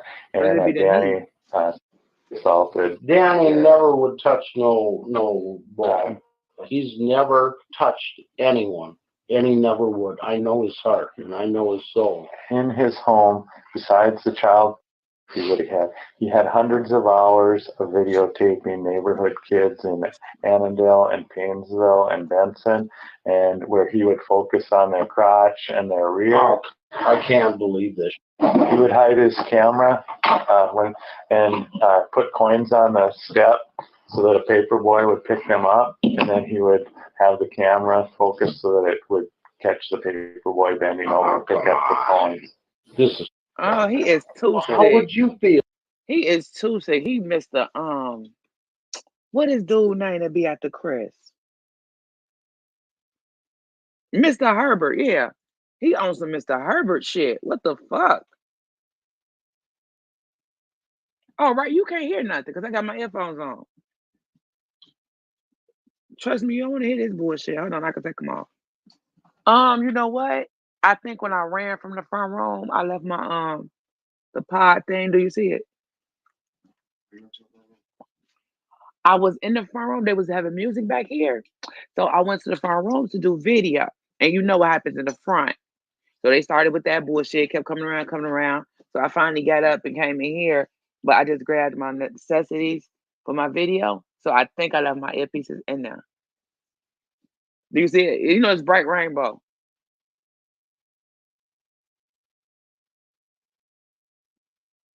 You gotta pause, y'all, because I'm gonna put it on. Well, I'm almost done with the video, but I'm gonna put it on loud. Yep, I knew it because I couldn't find it nowhere, and I was scared to go back in there. Thank you. I'm happy the music just stopped.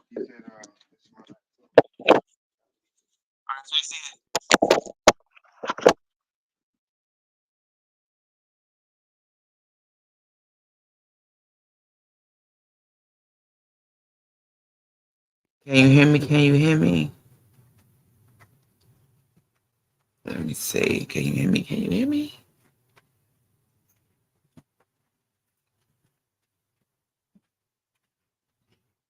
Let's see. Hello, hello, hello. Can you hear me? Can you hear me? Yep, got it. Okay. I'm almost finished with this video, and then so let's go back. So the brother is having a conniption because he is not believing what is happening. Well, he already knowing he faking. I don't know. So I don't trust nobody. Let's see.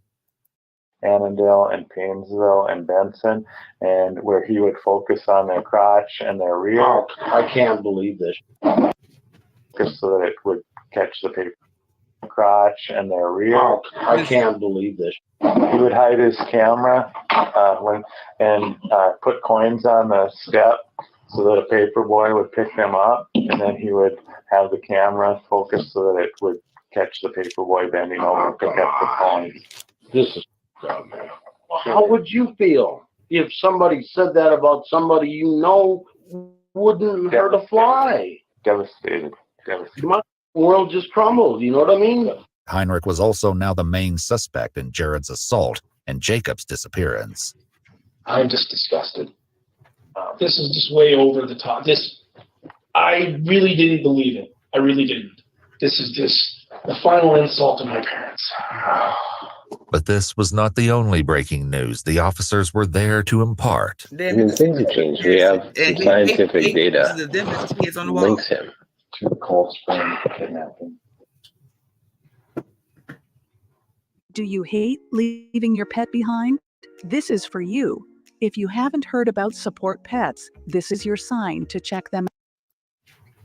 After 27 years, Jared's snowsuit was finally tested for DNA. There was an incredibly high chance that DNA could have been degraded and unusable by this point. The fact that a match was still possible was extremely fortunate. The lab results indicated a near-perfect match to the buccal swabs collected from Danny Heinrich. His DNA was also matched to the hat Chris Burt. Don't forget to hit my Cash App, $ Miss Keeper. Donate to help these dogs. Snowsuit was finally tested for DNA. There's an incredibly high chance that DNA could have been degraded and unusable by this point. The fact that a match was still possible was extremely fortunate. The lab results indicated a near-perfect match to the buccal swabs collected from Danny Heinrich. His DNA was also matched to the hat Chris Bertelson's friend snatched from Chester the molester back in Painesville in the mid-'80s. Now that the police had irrefutable evidence tying Heinrich to the crime, they had some leverage. While he was in jail, they approached him with an offer. If he confessed and told them where they could find Jacob Wetterling, they would only prosecute him for the child charges, and shockingly, nothing else. Heinrich accepted, per the terms of the legal during his confession. However, the entirety of what he said was transcribed. Every piece of it was bone-chilling.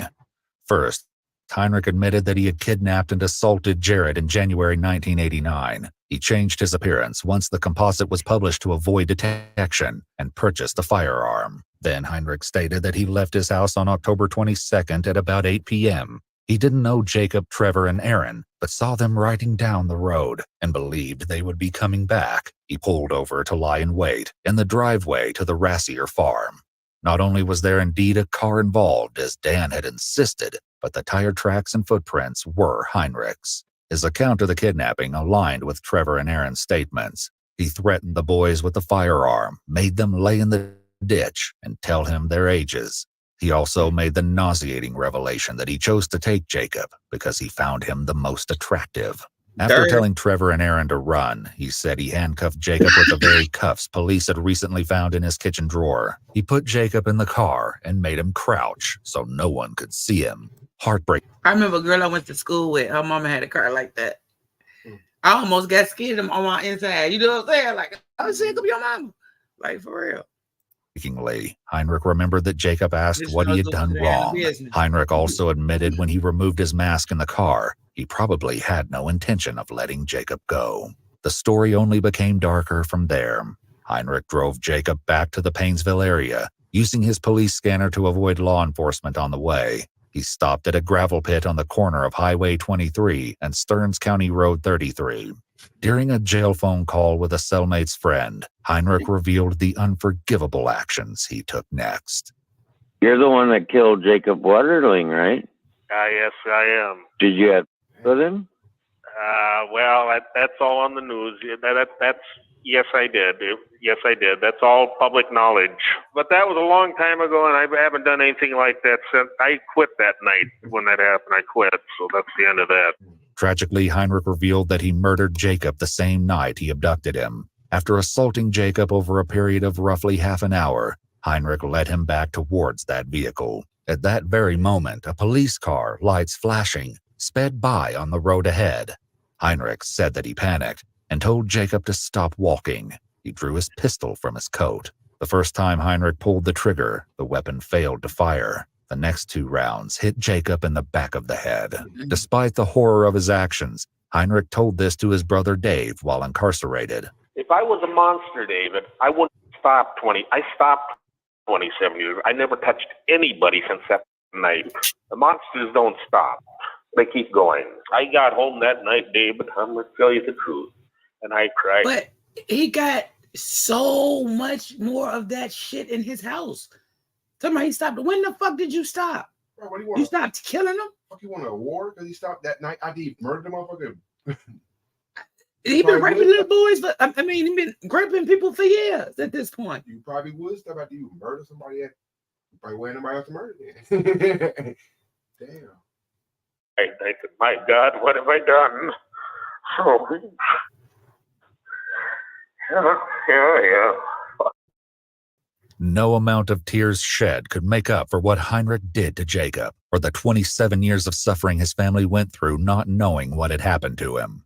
One of Heinrich's cellmates came forward to talk to police and told them Heinrich seemed utterly remorseless. He quoted Heinrich as saying the police in 1990 walked right past the gun he used to kill Jacob. During his confession, Heinrich told the police that he left Jacob's body by the gravel pit and fled to his house. Several hours later, though, he returned to cover his tracks. He buried Jacob's body in a shallow grave, using stolen equipment from a nearby construction site. He threw Jacob's shoes in a ravine. During the search warrant, Heinrich had slipped up and, shockingly, actually said he had buried Jacob before he made his confession. Where'd you bury Jacob? Oh, that was in an item. I'm getting it all mixed up. However, this wasn't to be Jacob's final resting place. 1 year later, while the Wetterlings still agonized over the unknown fate of their son, Heinrich returned to the scene of the crime to find that Jacob's red jacket was now uncovered. Using an army shovel and a garbage bag, he dug up Jacob's remains and reburied them on a nearby farm. He took Jacob's reflective vest home with him and kept it as a souvenir until he was investigated in 1990. When it seemed police were on his tail, he got rid of it.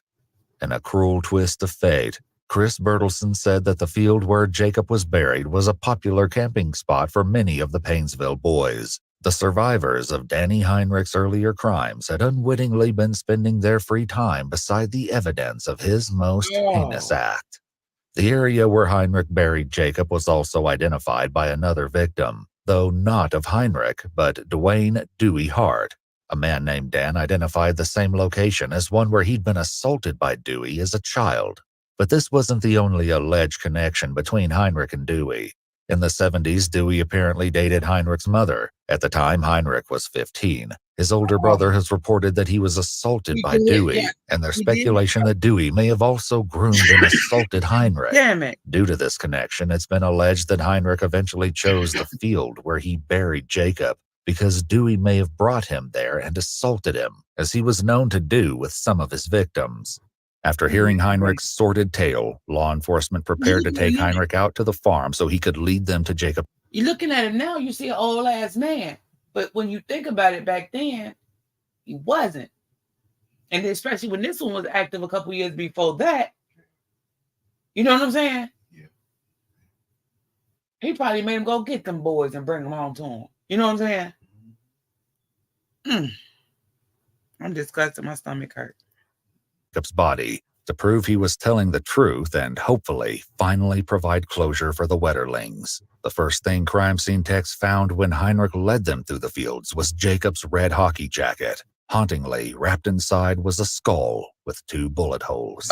Next, they found a hockey jersey with Wetterling written across the back. More digging revealed more clothing that matched Jacob's last known outfit and bone fragments. The skeletal remains were taken for DNA testing and compared to Patty Wetterling's DNA. The answer was obvious. The remains were indeed those of Jacob Wetterling. In 2016, Danny Heinrich pled guilty to federal child charges. He did not admit to any involvement in the series of Painesville assaults. Per the terms of the proffer agreement that led to the discovery of Jacob's body, Heinrich was only prosecuted for the explicit material and was sentenced to 20 years in prison. Jared Shirel eventually filed a civil lawsuit against Heinrich, and in 2018 he was awarded more than $17 million in punitive damages. In one of his phone calls from jail, Heinrich expressed the concern that he would not be released after the completion of his sentence, but instead be civilly committed. Civil commitment is the legal process which allows people who are deemed a danger to themselves or others to be involuntarily admitted to a treatment facility. This could be used to prevent Heinrich from ever being released. However, the system is currently under appeal, as some argue it's unconstitutional. If it is indeed overturned, it's more likely than not that Danny Heinrich could one day walk free again. He ain't getting out. He old as nothing. He ain't making it.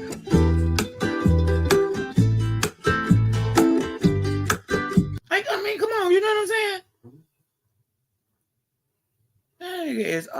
gotten fat.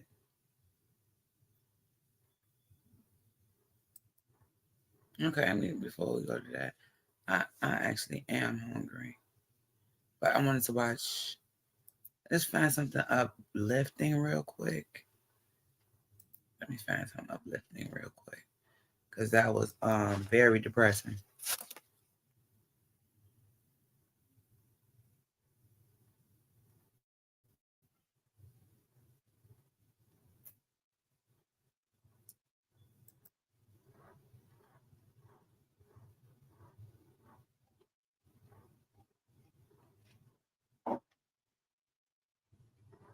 Oh yeah, I was watching that. Let me see. I don't know. I normally, let's see. I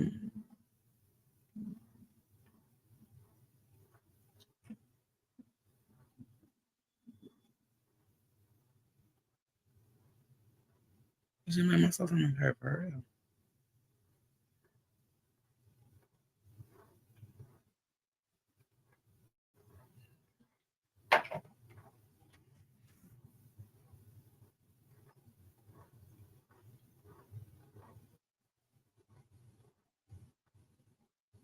Oh yeah, Krishan home. Yay. Oh, yeah, 8 years. Krishan is home. I know. Oh, and we can't call him Junior no more. What? Because she changed it to Porter instead of her last name. Who's Porter? Blueface, yeah. Oh. So that means he can't be Krishan Junior because she ain't Porter. You know what I'm saying? Mm-hmm. So instead we can't call him Junior no more. She was like, y'all can't call him Junior no more. I'm taking all the Junior stuff down. Like, I like the Junior. You know, just saying that. Mm-hmm. I was watching this Princella. That was very good. About that video. Yeah, you saw the nasty ass video?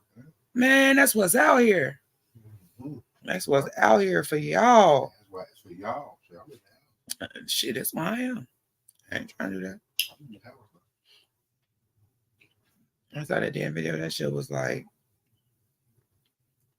and it's like, I wouldn't even, like, as a man, him just saying it, like, yeah, I'm gonna put on blast.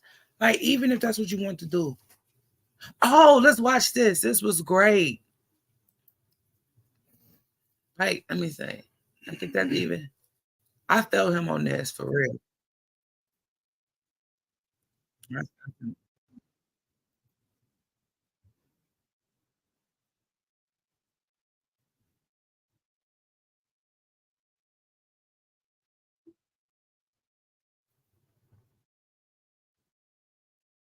And I watch this guy every once in a while. But this was good. He did a good job.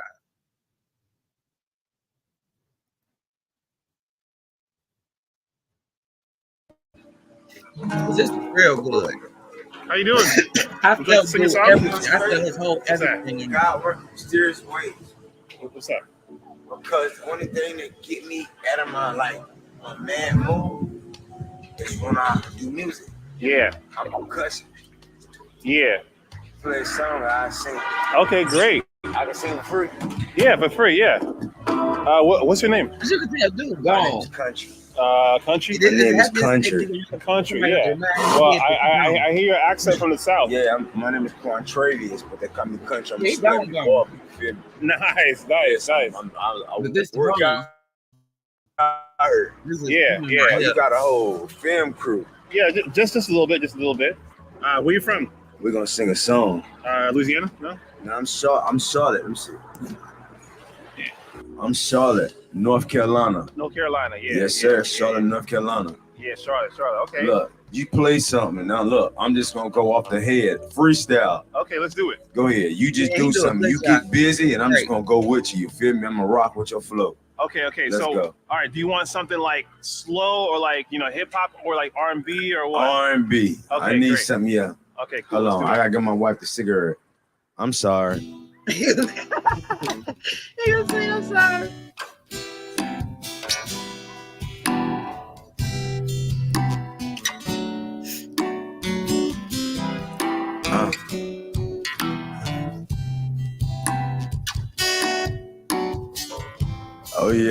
Okay. Yeah. Yeah, I like that.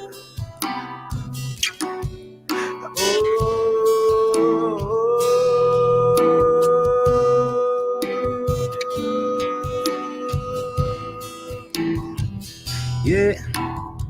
I took some time alone. I had to be on my own. I had to come and be a child and I was acting grown. I had to come and meet Big Bro and he just made a song. And now we finna be on video, see what we on. See, and she said she like me and she ain't tryna fight. Talking about we finna come blow up. I'm talking dynamite. I'm talking about she just tryna get it. Now she hug me tight. Talking about she tryna stay tonight.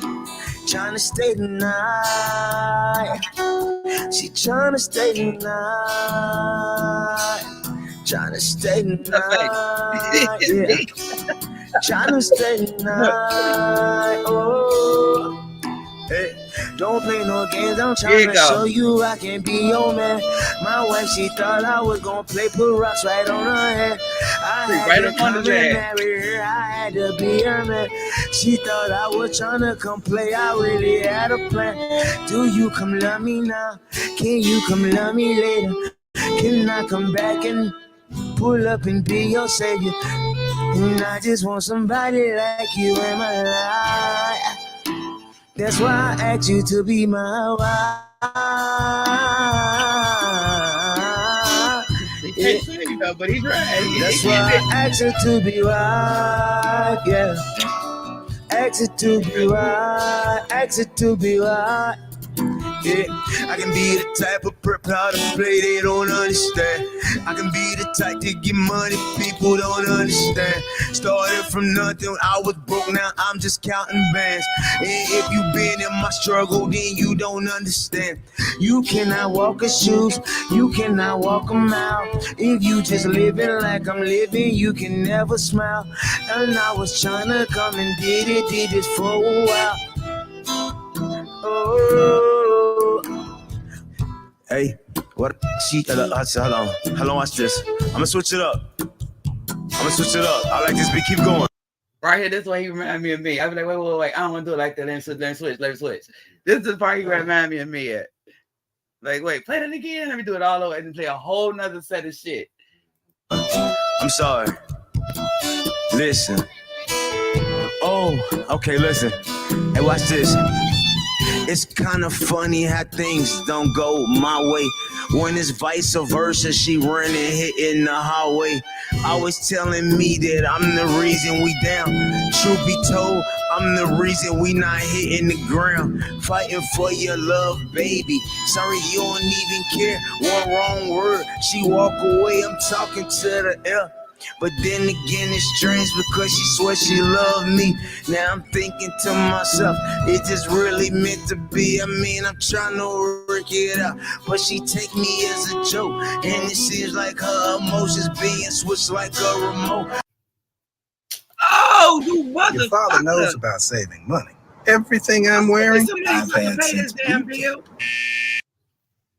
Damn, fuck the bottle. 1 minute she want me, next minute she don't. She telling me to let go, but I promised I won't. But when I feel like letting go, she begging, she screaming, no. Just like Tank, she screaming, baby, please don't go. And now I don't know, cause I'm so confused, and I don't know what to do. Yeah.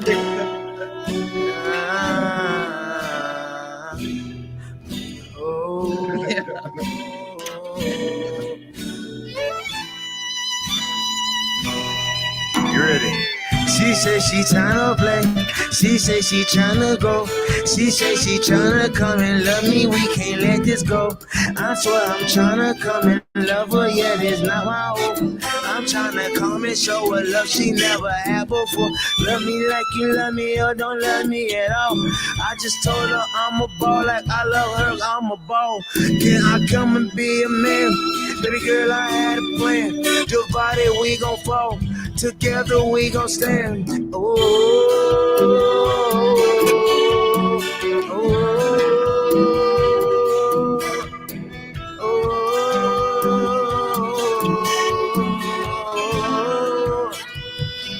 Yeah, yeah.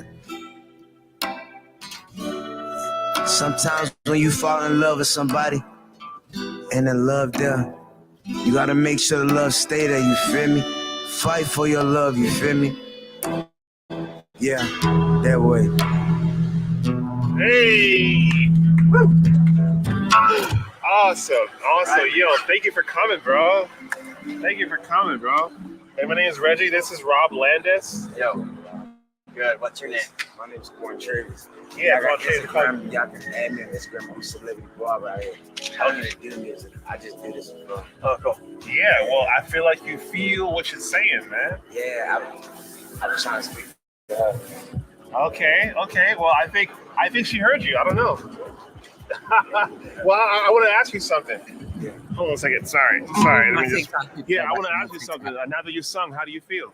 The other one, I feel better than I the felt violinist. before. That's the Calm me down a little bit. You feel me? Yes.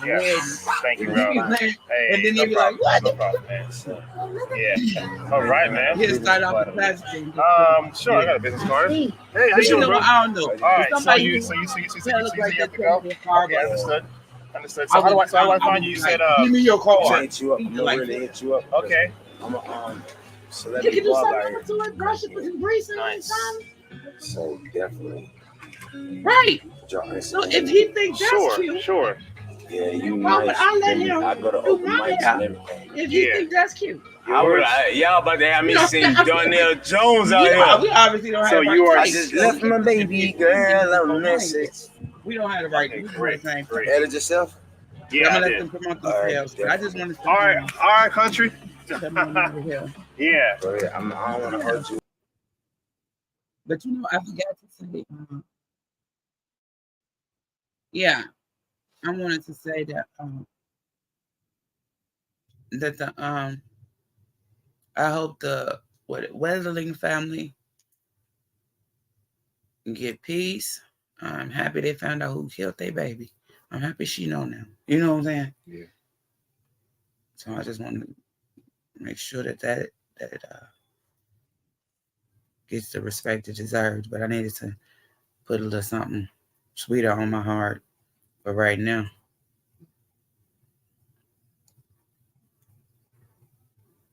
Oh no, we can't do that. They gonna block me right now. If I put the husband on here, they gonna block me right there. My whole page coming out. But you know what? I can't get off of here and watch Huntsville real quick. Is a new one on? It looked like it's a new one on here. Let me see. Yeah. Let me see. No, it looks like it's the same one. But she invite them out, and then they end up fighting at the over beds.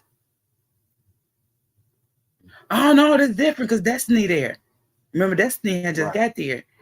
Oh yeah. Okay, so thank y'all so much for coming because I know I can't do this. You know what? We can watch that later because I'm really on. I'm really on this, and my face is feeling a little bit better. So I'm gonna have to keep talking. But I would like for you to do me one giant favor.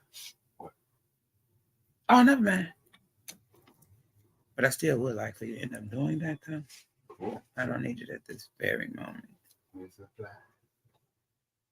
But yeah, that was a very, very, very bad story about a boy. But I'm happy that they finally found out what's going on. But you know what? I was feeling dude's song though. I was feeling dude's song like, you know what? Let me get my give me my little fix real quick.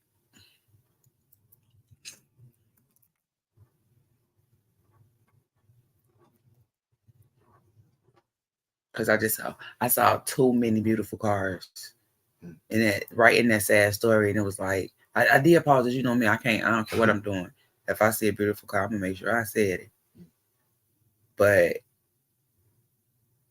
let me see if I could find the color that I was talking about that I wanted to color that car. Because I know, beginning from here, where's the True Grit? Because the candy on True Grit was real good. That he did the other day. Mm-hmm. It was real good. Let's go there. True Grit.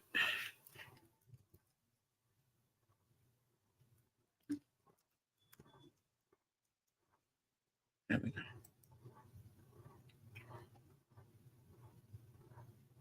Look at that. This just hit 3 weeks ago, but oh my God, look at that.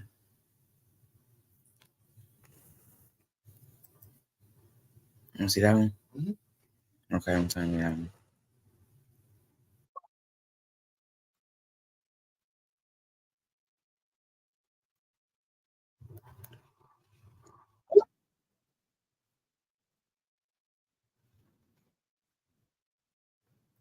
Yeah, this you know. Just gonna tell me about my house.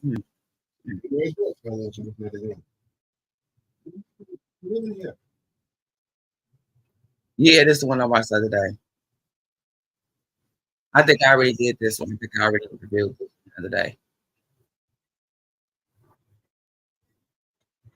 Yeah, this is the one I did the other day because I remember after this one I do it's a chameleon and they do a chameleon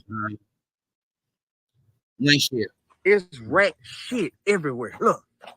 I reviewed this one. Man, listen. When we break it, look at all this shit. Rat shit, dirt, bird shit, kangaroo shit. It's all kind of shit in here. Look at that. Oh my God. That one before. Look, Texas Chainsaw Massacre, a dead body. Come on, what's going on?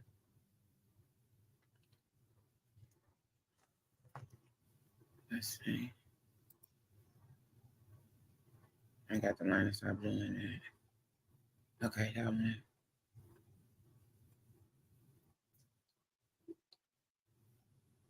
Oh, it's this one. Let's see how long this one is. Dude think his mama, since she a judge, that she gonna get him out of murder. Murder. And then I did watch some drama. I watched Tamar, Tommy Lee and Tamar earlier. Oh, and then they say, you know, remember what I said, let's do the Wayans, the murder Wayans. Apparently he mentioned the Diddy parties. And the whole thing was everybody was saying that nobody had ever even said he had ever went to the party. So he told on himself. And then after that, 50 dropped a whole bunch of pictures on him at the parties.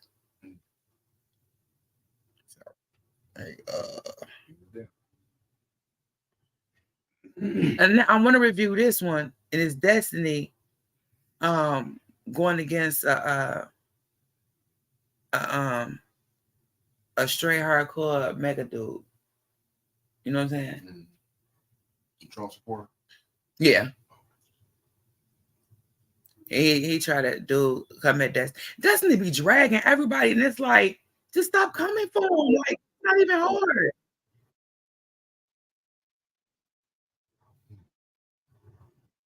It's like, it's not hard for not to come for Destiny. It's not hard.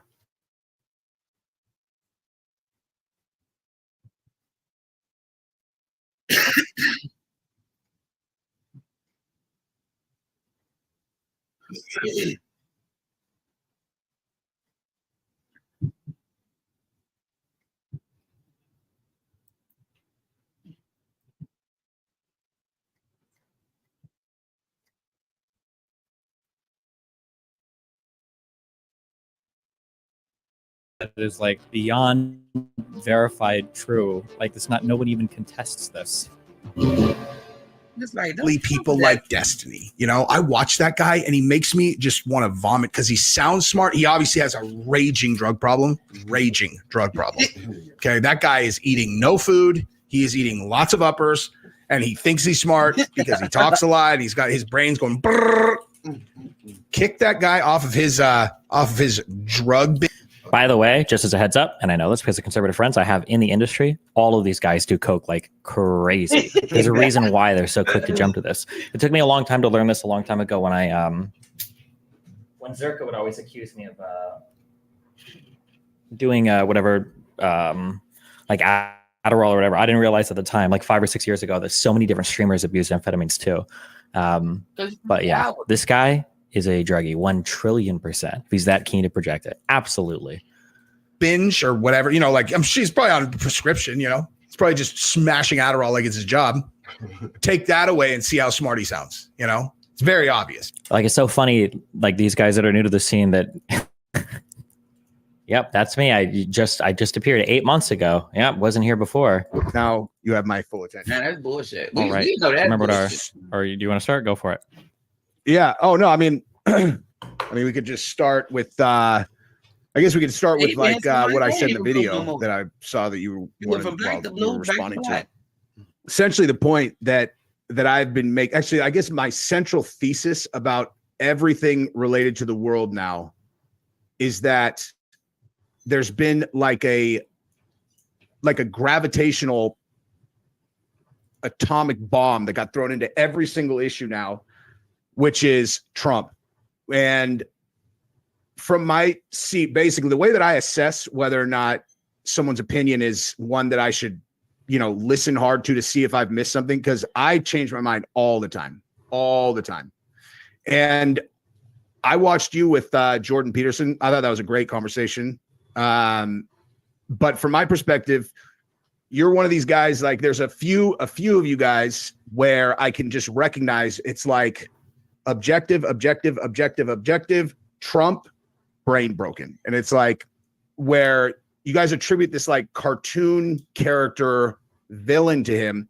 And like the way that I look at all of this stuff is if you can't understand a person's driving force, why they do things, and then ultimately what the thought process was behind an action that they take, you can't really understand what even happened. And so if you make an incorrect assumption about what a person's intentions were, then every single fact that you're going to look at subsequent to that is going to support an incorrect conclusion. Is that fair? That like if you don't understand, or yeah, I agree.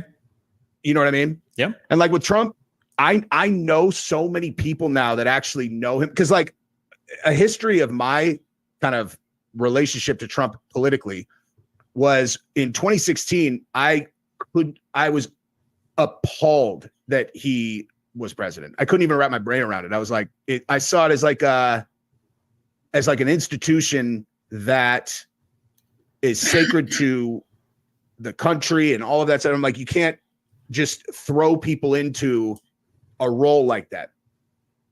But what I saw, you would think since he started this fight, he would have an idea of what the fuck you want to say. So far, he just scared. Destiny ain't said shit, but I agree. So far, that's all he done said. This nigga half pissy. You see him? Yeah. All he said was, I agree. Because I was getting ready to pause to say it, and then he said, I was like, I don't even need to say nothing. You know what I'm saying? But he finished, he checked his piss like, what's his name? Like, I stick my hands up on my piss nipple. Did you see me sticking his hands up on his pits? What are you doing? He ready already. After that, as he, started to figure out the job, is that there was this other thing happening, and he started to look a lot more presidential to me while he was in the seat. And then simultaneously, as we're watching like all of the million different actions that were being taken against him at the same time, I'm like, oh, okay. So there's like this really big thing that's incredibly dishonest and, very dangerous to the system, much more dangerous than him. And so like, I can guarantee that you and I could look at an identical set of facts. And if Trump is involved, we will have diametrically opposite conclusions. And it's probably for the same reason, except in reverse, where you see Trump as a cartoon villain, which I know is not true because I know so many people who actually know him personally. And I will most likely take, make a conclusion that there is a group of, central bankers that are behind literally every single thing that happens that's negative about Trump. And I'll be right like 70% of the time. You know what I mean? Okay. I mean, if you want, we could play this game. I can ascribe my internal drive to him. You can ascribe your internal drive to him. And then we can just look at different scenarios and we can see who's offers the greater explanation. Oh, what just happened? Oh, please don't nobody hit me. I didn't do nothing on purpose.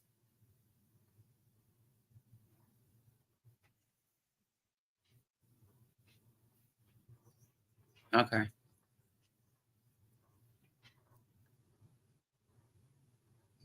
Let's do it. Yeah, mine is pretty simple. Oh, commercial time. Come on.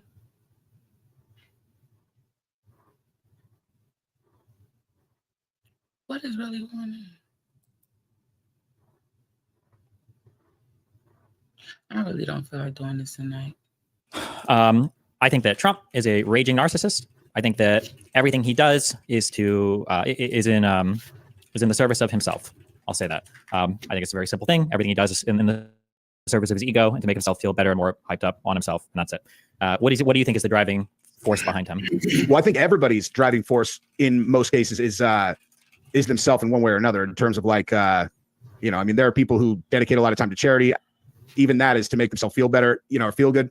What I see from Trump is, I think that what he wants more than anything else in the world is he wants to be loved, and he wants to be loved universally, and he can't get enough of it. It's like the more people give him positive energy, the better it is for him. And so it's like people ascribe malice to the things that he's doing, like he's like some kind of dictator tyrant after power. And all I care about is how has he approached the job of being president? Who is he thinking about as he's proposing policies, and ultimately why? And what I see is he wants to earn the love of the people who are in this country by delivering good outcomes for him. That's literally exactly what I see. Now, it might be due to some kind of like hysterical narcissism where he like needs to be adored and loved, but I don't give a fuck about that. Like if what he is actually doing to try to earn that is going to end up driving good results for citizens in the country, then that's good. That's aces with me. I assume all these politicians are in the head. Okay, I mean, I think Trump is significantly more than the other ones. I think he's significantly more narcissistic than the other ones. I think that people have different leveled interests in terms of being interested in the benefit of their political party, or in the benefit of the United States, or in the benefit of her citizens. And I think there's a difference between that and just doing things just to benefit your. You know what? I can't watch this. In the neighborhood, every But what makes me speed is like I can clearly see dude is talking so slow. And it's like, because I'm so used to hearing Destiny talk like that, it's not but it's like, dude is talking way too slow. I can't even do it. I was ready to watch Destiny drag, but dude, no. I feel myself losing the brain. And then somebody he don't know anything. He doesn't look. That's what he just said. He don't look it up. He don't do anything. He know a few people that know Trump, and now he thinks Trump is a good guy. Boy, bad. As a play Reese teeth on his ass. Like you think you know a motherfucker, huh? You know what I'm saying? Oh shit! You do not know a motherfucker to the end at all.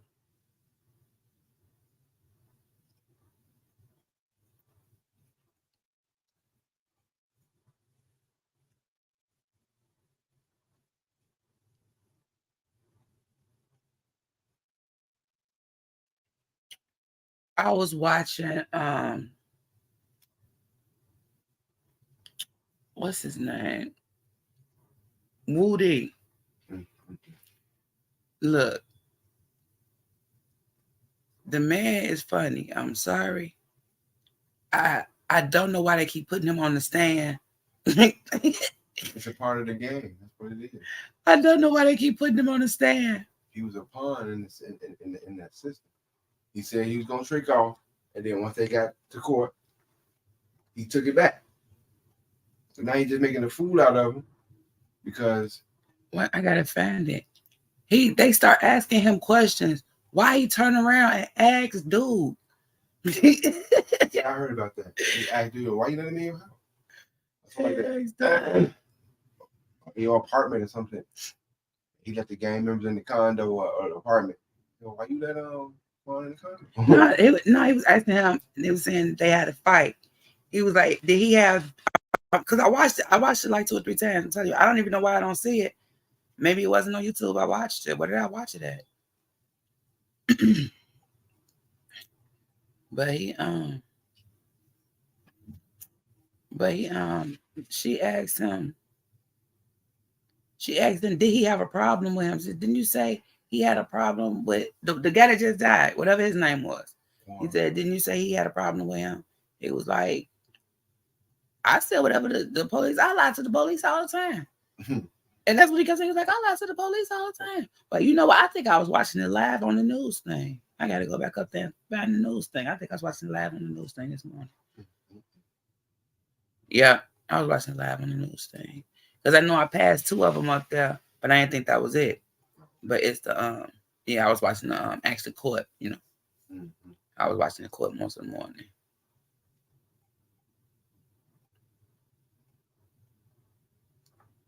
Yeah, this is it. Okay, I'm finna play it.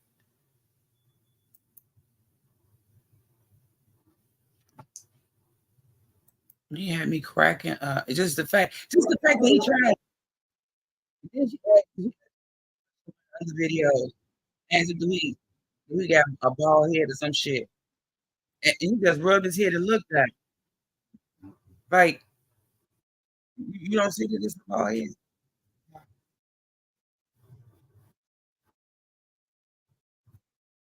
Because he brought some IF gang members to his condo. No, Threat had issues with Rich Homie Quan. I didn't ask about Threat. I asked about what he told police regarding Thug having an issue with Rich Homie Quan bringing individuals from IF gang to his apartment. Thug was protecting Rich Homie Quan. That's what I'm trying to tell you. So, like I keep telling you, y'all don't have y'all facts together. So I'm asking you a specific question. Did you tell police that Thug had an issue with Rich Homie Quan bringing members of IF gang to his condo? Again, when I'm talking to the investigators, I'm gonna tell them anything to get them out for me. But as I sit right here, I'm telling you the gut and the truth.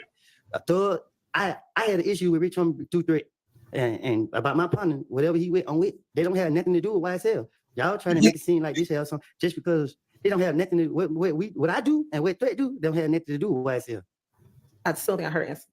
Did you tell police that Thug had an issue with Rich Homie Quan? I don't think you did.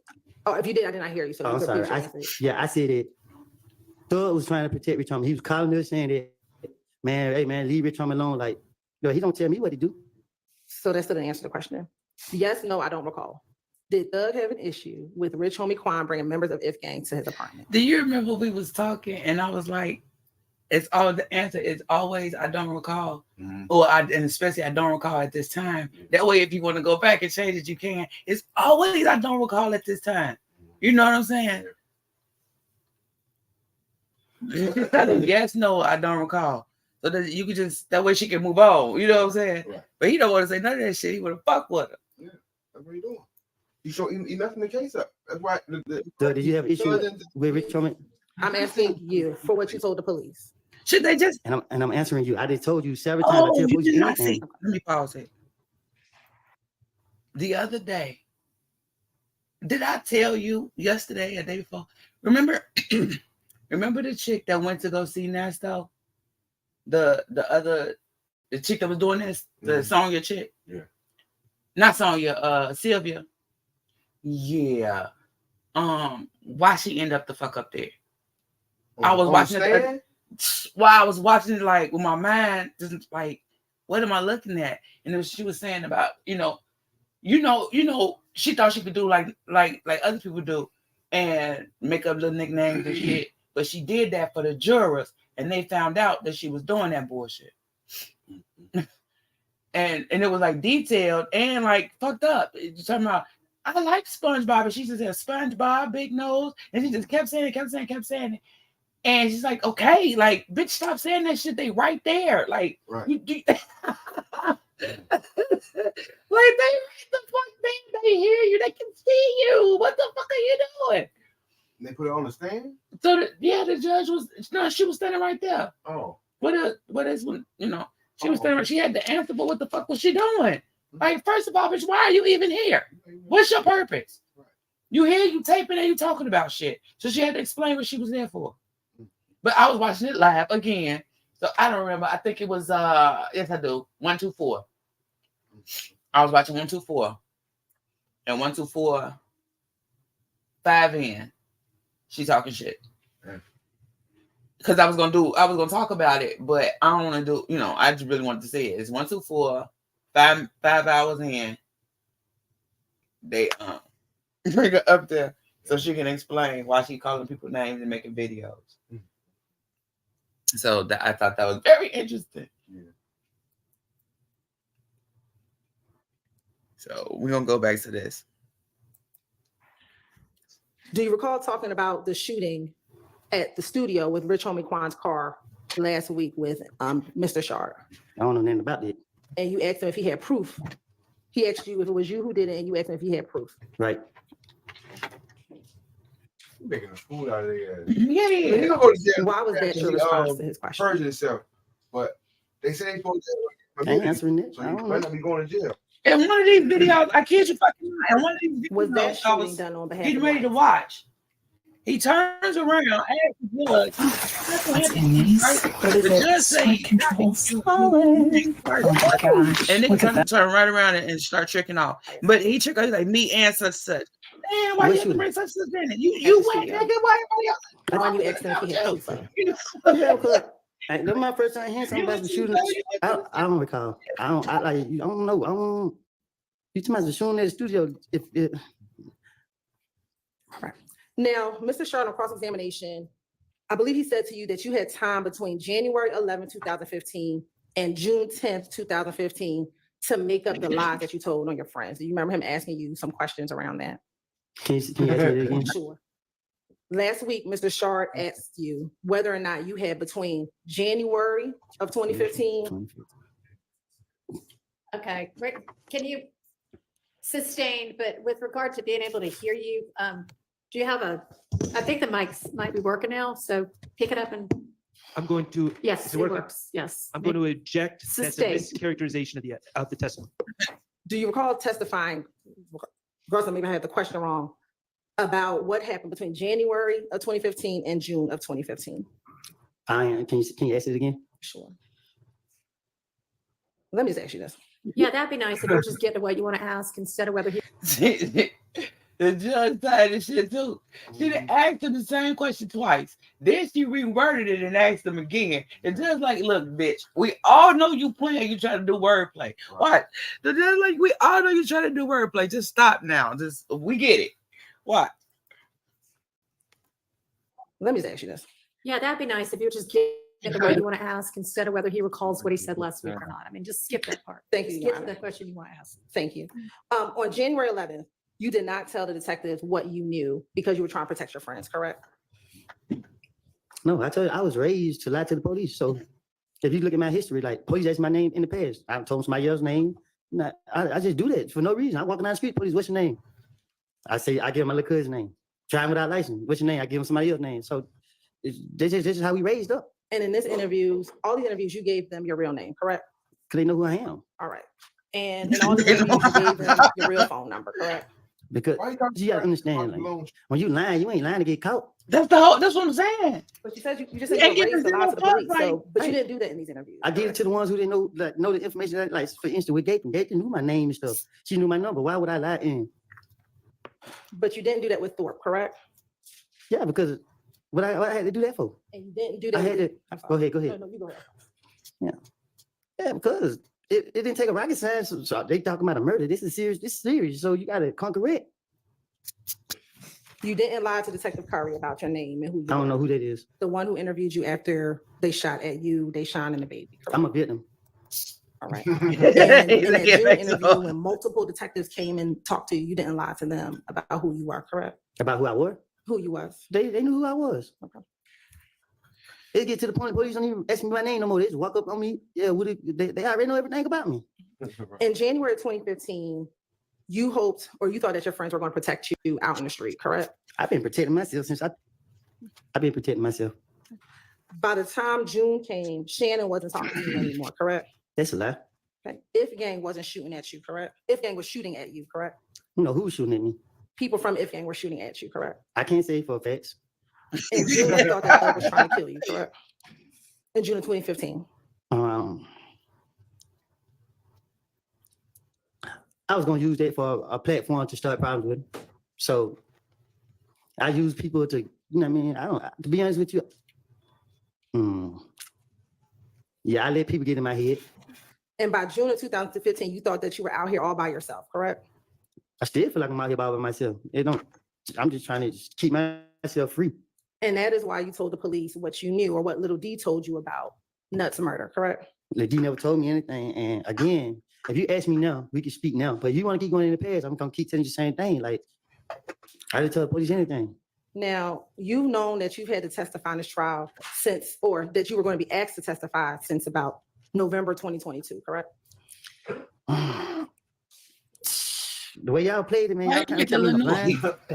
In my heart, I feel like y'all probably was gonna call me, but people tell me that, or well, not people, but I was hearing that y'all won't call me because y'all know I was lying. So until they day you can't see me in Pittsburgh, that's when I like, oh damn, when they day you can't see me in Pittsburgh, I was like, dang, they for real.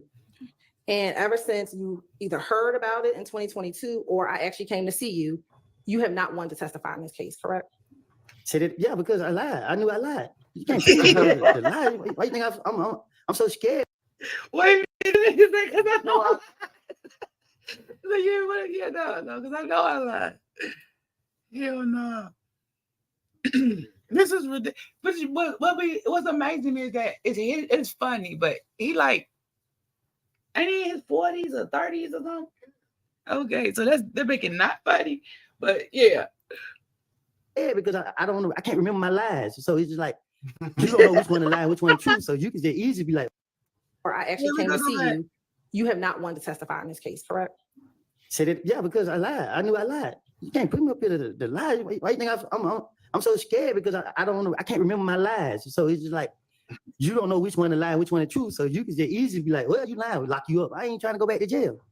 And for the last 2 years, you've been trying to figure out how you gonna get around having to face your YSL counterparts about what you told the police back in 2015, correct?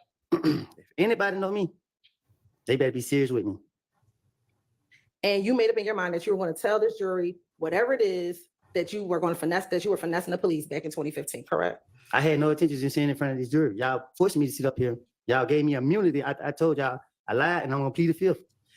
And because we forced you, you had to figure out how to finesse your way through testifying in front of this jury, correct? I'm not finessing my way. I'm telling my truth. Like, and this is that. Now, in 2015, you consistently said you told the police whatever you could to get yourself out of jail, correct? Yes, ma'am. And your finessing was about you getting out of jail, correct? And me only. It was never about protecting Thug back in 2015, correct? And it still ain't about right now. It's like, and you might try to say I'm protecting him now. It's just my conscience. You know what I mean? My conscience knows this man ain't did anything. And I'm not trying to have it on my conscience. Okay. But in 2015, when you talked to the police in any of those 2015 interviews, you always omitted your roles in crimes because that would make sure that you did not go to jail, correct? I don't understand. Oh, wait, let me pause. In 2015, when you talked to the police about crime, She said 2015? Yes. All this That shit was like old. 9 years. All Does this she know how high this nigga done been these last 9 years? All this shit is old. Shit, the police probably have to remind him what the fuck his name They is. trying to convict him of shit he did when he first came out. 15, 16. Girl. Good ass job. That's why she asking the back and forth questions. What the fuck are you doing? They should have made it a mistrial when they switched judges and lawyers. But this judge is saying she seemed more into his bullshit. Because she told the old girl to just move on. Normally they would have answered the question. Hey, look, move on, bitch. We try to hear you say that stupid bullshit. Right. So they, that you were involved in, you left yourself out. reasonable judge for the other side. They wasted the court's time. Okay. Because that would make sure that you didn't go to jail, correct? So, and don't they fuck with him back. When you talk to the police, you didn't tell them about your role in Rich It's Homie another one to Quan's watch. dad's With a dude with a barbershop red shooting, jacket correct? on.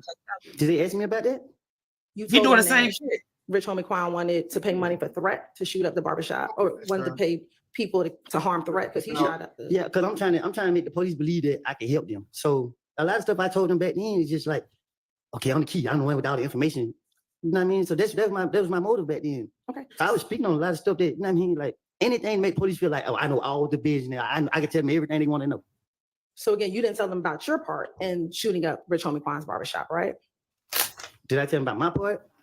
Correct. You did not tell the police that you and Threat shot up the barbershop, did you? So what, you gonna charge me now? I didn't say that. I'm just asking you a question. Did you tell the police back in 2015 that you and Threat shot up the barbershop?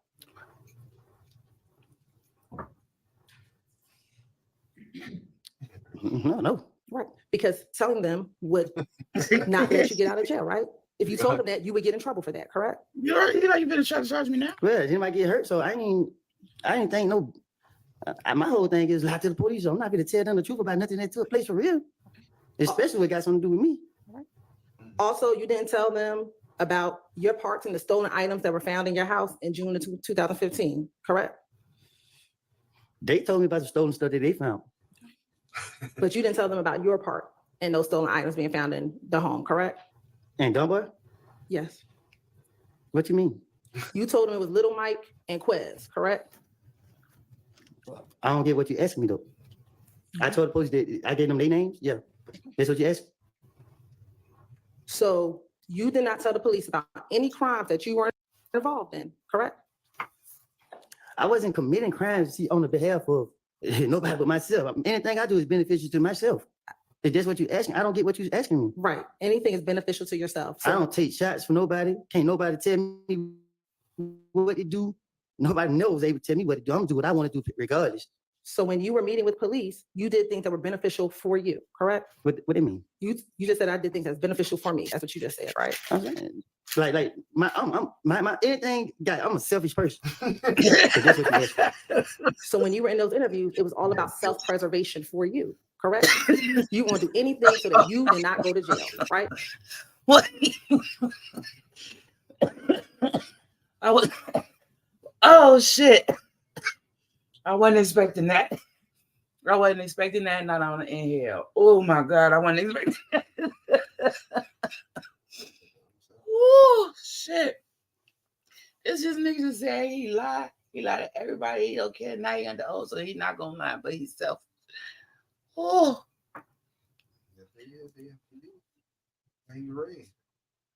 That's what you just said, right? I'm saying, like my anything. Guy, I'm a selfish person. If that's what you asked. So when you were in those interviews, it was all about self-preservation for you, correct? You want to do anything so that you did not go to jail, right? That's what I said. Okay. So even if that meant just telling on your friends, that's what you were going to do so that you did not go to jail, correct? No. Telling on my friend would be like, okay, Bobby robbed this store, and Bobby did rob the store, and it's proof that Bobby robbed the store, and I was with Bobby when he robbed the store.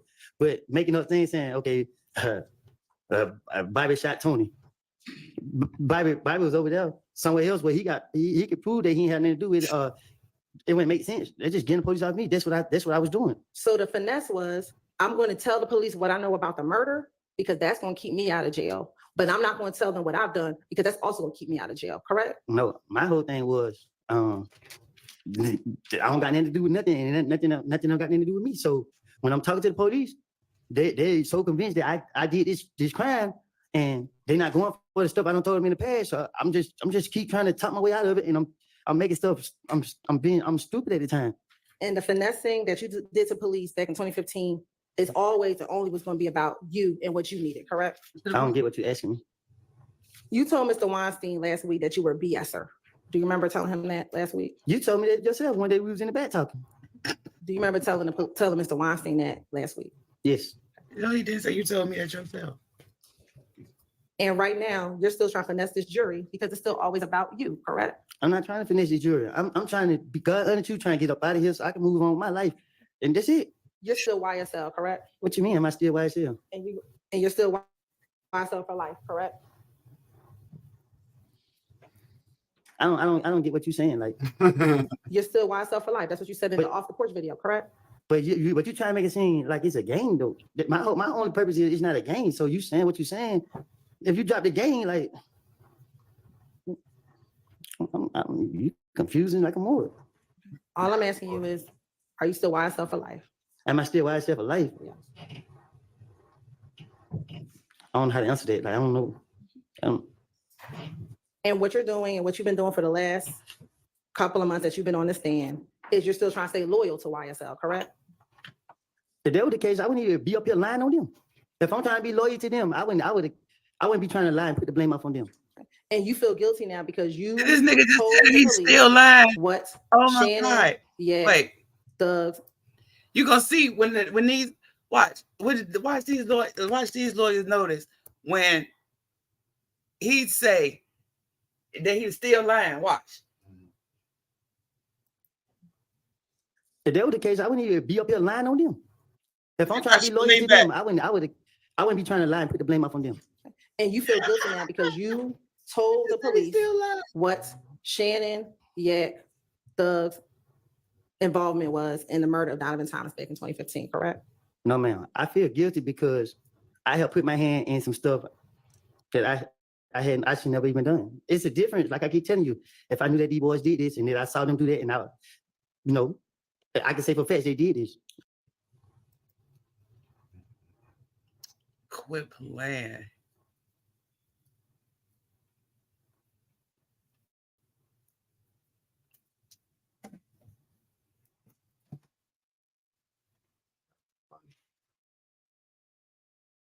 What? Okay. Well, what was it? Law and Crimes. Law and Crimes. I can't remember which one it was I watched. I got to go back and see. But I do believe it was 124. Because it's like they got them, the way they got an archive, they got them archived. Back in 2015, did you have a beef with?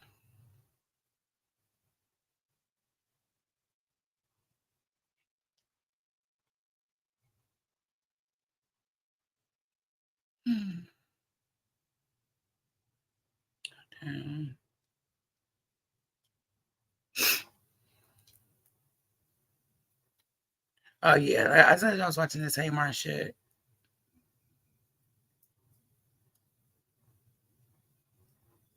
Right, this one with the red shirt. It said young thug trial witness violates his plea deal. You want to watch this one too? And see how funny he is. Did this nigga just shave his balls? I hope that wasn't his balls. His tennis racket. What are we talking about? I'm confused myself. I'm not sure. But this ain't the judge one, so I'm not sure. To the jury that Jeffrey told you to take Mr. Copeland to the police department if he was not involved in murder. Yes. Day 124 of the Young Thug YSL RICO trial was intense. Defense lawyers cross-examined Muktunk on his plea deal and timeline of events. And I'm pretty sure Muktunk violates his plea agreement, which could get him put back in prison. Yeah, the state didn't really achieve much on direct, and then defense lawyers come in and dismantle everything. Let me see. Because I remember she had on pink on that one. Law and Crimes. Is it Law and Crimes or do it be the True Crimes? I can't remember which one I've been watching in the morning time.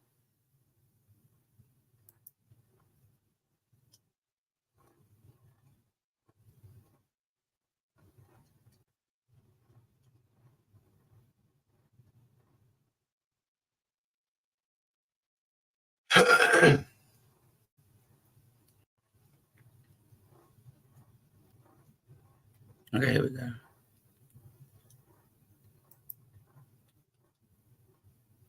Damn, that was it. Damn, I had just found it. Found what? What I was looking for. What happened? You moved something else? Here you go. I pushed the damn button.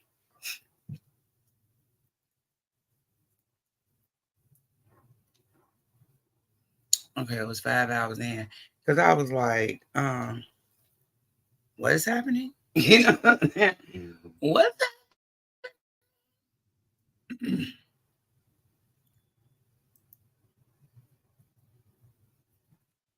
But see, I said I wasn't going to cover this.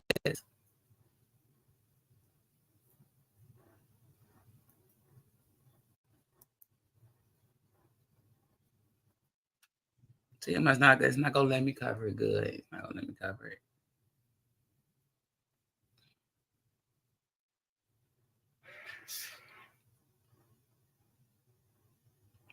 But the LeBron James wiping his nose not be made until it is established whether the witness on the stand, who is supposed to be the witness through whom it is entered, can establish whether they've seen it, know what it is. It's not, do you recognize LeBron James wiping his nose? It's, are you familiar with this? Have you seen this before in your life?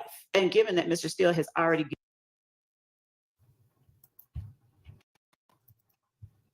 Okay. Oh, I went too far back. See, it's too little. I can't really see this shit. But I wanted to go to the part where he was they was talking about LeBron James, talking about Something about snot. And then I'm thinking to myself, LeBron James? Kobe Bryant or some fucking body. Oh, right. Right, what you said, right?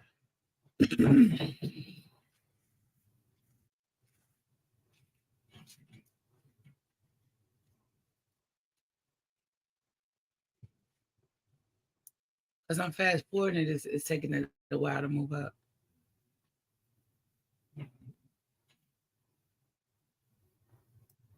But I was like, I told you the judge was like, they right there. Stop saying that. Like,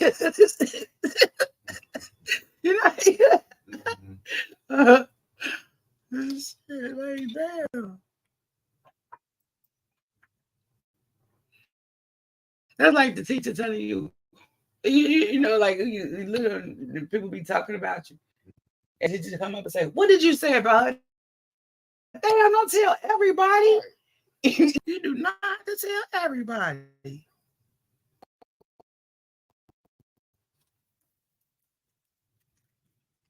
I'm talking about they could be compliments. Right. Wait till you hear this shit. I need to play so I know where we at. Did you write the factual acknowledgments? No. Okay, yeah, it was after skinny soup. Oh damn, I'm doing the same thing. On that sheet of paper Damn. in front of you. I guess you can't not do it if you don't know your I name. believe it has. Do you know what letterhead is? Yeah, I feel bad. I think it's some Bullshit. I'm sorry. something like that. Okay, on the top of the paper. Yes. Is there letterhead that indicates? Right, but I mean, It's a family. it is very yes, that's a good way. Good words. Okay, right. But you did indicate that. You said what? It's probably cold in the court when he's on the hug. It's a dude that's gonna have on a dark blue suit first, because I think he get called up first. And I was watching that, and I was like, "Oh, they get different." I was like, "The dude was like, I did put my paperwork in." Right. You told him you don't agree with them. So she was like, "What you need to do?" And then that's when she came up. I was like, "Oh." And just to confirm, I looked around at some of the other titles after a while, and yeah, that's Did what I you saw. let those disagreements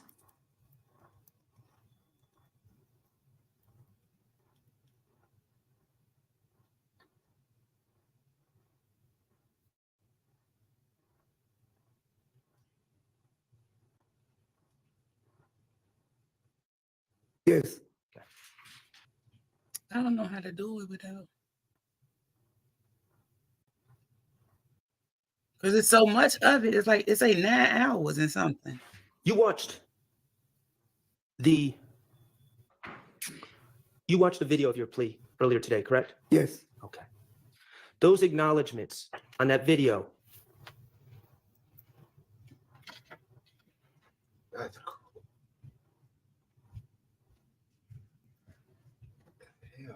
Wow. Oh, you say you can control it right because it's small. Right. So it's like if I do a little, I can't tell if it's a little or a lot because it's so much video. You know what I'm saying? And the thing is still the same length, no matter how long the video is. How many times? So I gotta make sure I'm right. Yeah. Would you say total that you hung out at these gas stations? Is it more than a dozen? Yes. More than 2 dozen? Yes, probably more. Yeah. I pull up and just kick it and then leave. Okay, when you say you would pull up and kick it in. Maybe that's the wrong one, or maybe I went too far. And then leave. Is it fair to say that you were not part of some complex drug distribution network in these gas stations? No. Okay, so when you would just kick it and leave, we're talking about you staying around for how many minutes? Sometime an hour less. Okay. All right. And you say it was 5 hours. Could have I want to get this right. But you know what? I was still watching it. But that still shouldn't change how many hours it was in, though. Should it?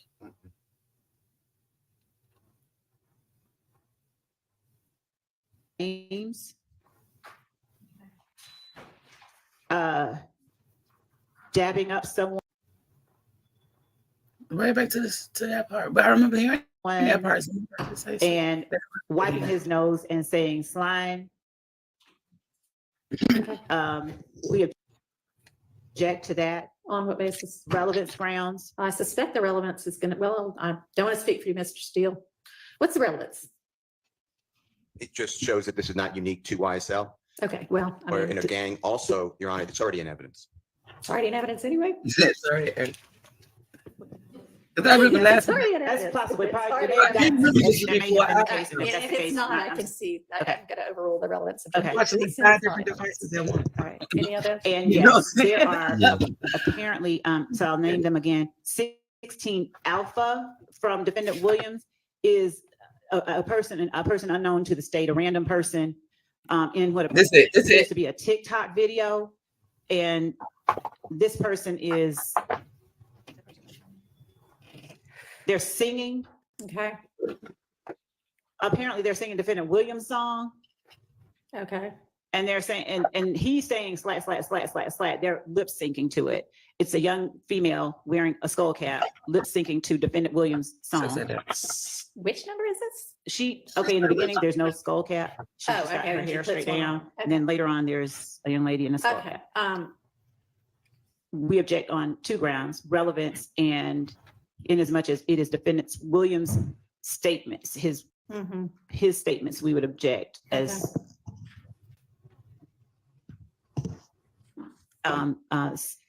self quotations. I don't understand You this. know, there is no Right. objection that is, evidentiary objection that is self-quotation. Self-serving hearsay. It's hearsay, Your Honor, and there's no exception for it. So I'll leave it at that. It's non-hearsay. I'm not using it for the truth. I'm just. You know what? I don't know. But this keeps stopping and I don't want to chance it. But I know it was right here somewhere. But this is the dude with the blue suit. This is the little blue suit right here. But I have no idea why everything is going so slow. You know what I'm saying? And I can't see. Forget it. Let's switch to something else. But I did want to see YSL, there's no initiation. I don't know though, Your Honor, if he has seen these before. So What? You don't know what? I don't know if I could lay a foundation. I don't know if he's seen these before, so I would show it to him beforehand. So, I mean, if this is in at the one of these little breaks.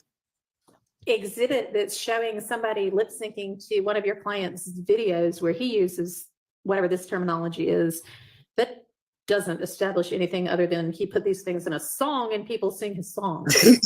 That doesn't establish that she or anybody else would have used that terminology otherwise. So I'm going to exclude that. That does not show what you allege it to show. I think that goes to potentially weight, but I understand the court's ruling. Additionally, Your Honor, 16 Bravo from Defendant Williams is a video that I think it's safe to say has not been tendered previously. And it is, as it's loading, it's a young man whom we don't know the identity of, who is, I think, either singing or lip syncing. He's lip syncing Defendant song. All right, let me say that anybody who is just some random person lip syncing or singing a song that Mr. Williams put out does not establish anything other than once he puts out these songs, people like the lyrics and sing the lyrics, and that doesn't establish anything other than that. That it is now in common parlance in the music business is probably not even an issue. So I think that that is the case for 16 Alpha, 16 Beta, 16 Charlie, 16 Delta, 17 Alpha, 17 Beta, 17 Charlie, 17 Delta. No, that's wrong. So it So would we're be still under going through 16 A through F would be Okay. consistent with the Honorable Court's All right. ruling. I will not attempt to introduce it. All right. 17 A through E, some of them have already been admitted. Other ones are similar. It's just people who are using the nose wipe, if you know what I'm talking about, the finger across the nose. Okay. And that's what those are. And those are already in or no? No, not all of them, All but right. some And of do them. we know when these came into existence? Yes. Mr. Trontavious Stevens and Jeffrey Williams exhibit or JW exhibit number 17A Uh-huh. is already in evidence and it's already marked 7 through E. Judge, can we confirm that? Because I don't have that same memory of 17 Alpha. Sure. And I guess and- at some point we really do need to sit down and sort out the evidence that came before me. But yes. I mean, they ain't say it was gonna All right, swing. so like- we do not have that same memory, and to the extent that it is not, if it is not, we would object on relevance grounds. It is an unknown person. Just, All right. Do you know when it came into existence roughly? We have the exact date. It's also 15. I think I said 17. You did. 15A. 15A is LeBron James, right? 30 and Mr. Kumo is getting the date, if that's okay. so you already talked about 15, if it's, So 15A is not LeBron James lip syncing, is it? it's LeBron January James. 2nd, 22nd, 2024 was admitted to evidence. Yes, so- January 22. Is he 2000. also lip syncing one of Mr. Williams' songs? Mr. LeBron James is coming into a locker room. Uh-huh. He has teammates. He's a basketball player. Yeah. I know you know that. but, I know you're setting up for the record. Um, He's one of the most famous people in the world. Yes. Is greeting his teammates. Okay. And as he's greeting, he's doing different type of greetings. And one of them is the wiping of the nose. Okay. That's what it is. Okay. Other people in there, and I have to look to get the exact numbers, but is a baseball player on the Padres. Last name is Musgrove, M-U-S Grove. He throws a pitch on the diamond. He strikes out the batter. It's a New York Mets, and he wipes his nose. Another one is Stephon Diggs. He's a football player on the Buffalo Bills. At that time, he's now on the Texans in Texas. And their quarterback, whose name I can't remember, Josh Allen. They both greet. It's the same type of thing. They greet in the huddle, and Josh Allen's going around other people. They wipe the nose. And these are all in 15A? No. They should be 17A, then 17B, then 17C. I separated them all. Okay. So Your Honor, what we'd like to, 17D and 17E. And they just go consecutive. And the next one is CD Lamb. He's a football player on the Dallas Okay, Cowboys. well, we're It's the probably same- getting cumulative at this point, but so are these all from like the 2023, 2024 era? When songs was 20, big, maybe a little earlier, but yes. Judge, so our objection is that, Still making one, songs. as we look at starting at 17A, these videos that Mr. Steele or Defendant Williams is seeking to have admitted are nothing more than people imitating a hand motion or lip syncing words that Defendant Williams appears to have made popular through his music and his songs. Defendant Williams has SLAT tattooed on his index finger as he wipes his nose and is photographed in pictures and publications with that index finger, nose wipe, and word SLAT. The fact that his music that he has circulated that people have taken to it and emulated it has absolutely no bearing whatsoever on whether or not either defendant in this case, and specifically Defendant Williams, committed any crime alleged in this indictment. It has no relevance whatsoever. It is a circular argument to bring about something that someone else is doing now because Defendant Williams did it. I don't believe anyone, and I can't speak for everybody who's going to get up there, but I don't believe that anyone is going to be able to say, unless they bring in the people who actually put these videos up, when these videos were created, when they were done. There's no foundation, I think, that can be laid, and I don't think that any of them are relevant to any matter in this case. Okay. Well, I mean, the reason I asked about when they came into being is because the fact that something that a performer of the fame and magnitude of Mr. Williams has brought into more common parlance, if you will, within society. Doesn't really establish anything more than that. Why don't you pick 2 or 3? And let's just go with that. And that will, I think, establish your argument that this is just something that doesn't mean gangs at all. It just means, you know, this is what's cool in common culture right now.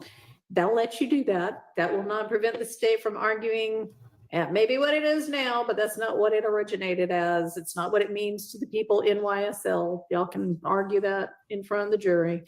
But we certainly don't need, you know, 15 or 20 of these. So pick like 3, okay? Also, All right. I believe that I believe that 222 Alpha XX from Defendant Williams is a compilation that we've not yet. Okay. Yeah, I was just saying These that are is flyers of Defendant Williams that we object to. Okay. Based on relevance, they are self-serving, they are just hearsay. So we object to 222 Alpha through XX. We have not yet looked at all of them because we didn't realize it has so many exhibits contained in the one. So I'm still sorting through them. They appear to be Defendant Williams flyers. All right. And what would be the relevance of those? Okay. So this, I couldn't get these. The state gave this to us in discovery. This is from Mr. Williams' Twitter account. And he advertises. No, this is This is 220 Alpha through XX. Yes. Okay. So he advertises his shows. Yeah. And what I did was listening to Mr. Sledge. He may know about these shows. Okay. So, in which case? So then the state is saying that Mr. Williams is on Cleveland Avenue and Mr. Williams' notoriety has to be increased because of a drive-by shooting. And I'm saying the opposite. Mr. Williams is extremely busy. He is always in a studio. There's been testimony like that. There'll be more. And he's constantly performing.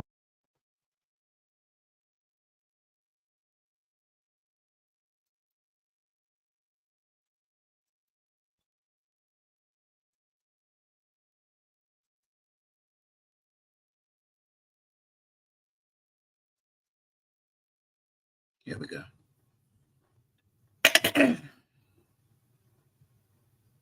Couple of questions that you think will get to the heart of the matter.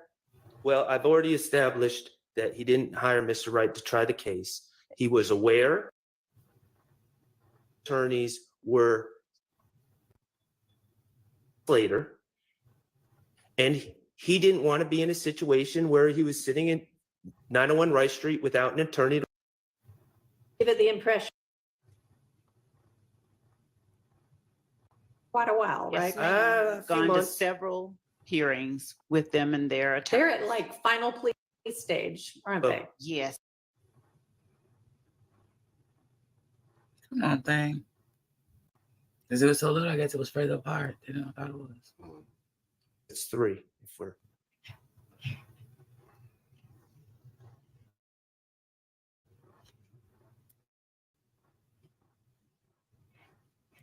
Mr. Sledge did not have the ability to secure Mr. Wright for trial.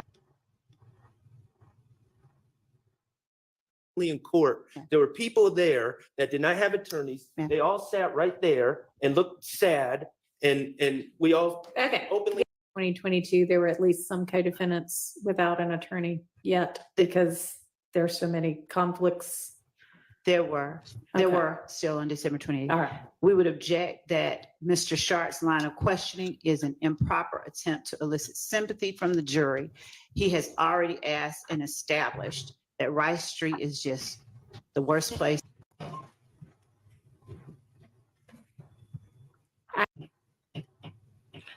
Trying to do is motivations for you mean entering whatever he's doing, for whatever this would.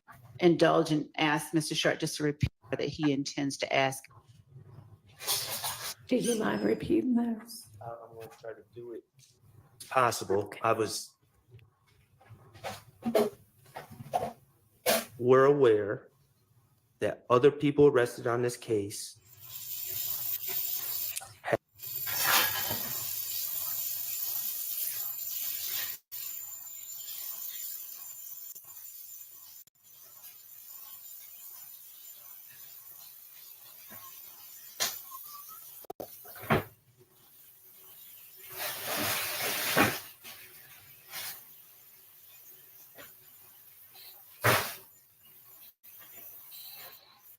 on December 28, 2022. On December 28, 2022, you were aware that other people arrested on this case had not hired at Rice Street without an attorney.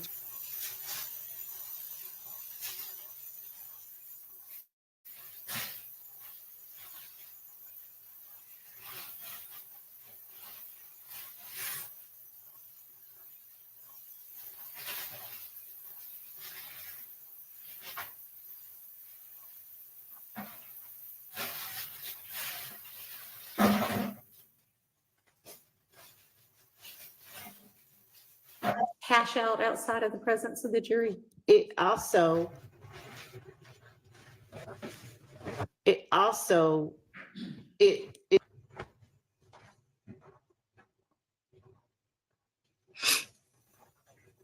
I don't know what suggests impermissibly in my mind that the plea that Mr. Sledge gave was, and I mean, this may be something that we just argue, wasn't given knowingly.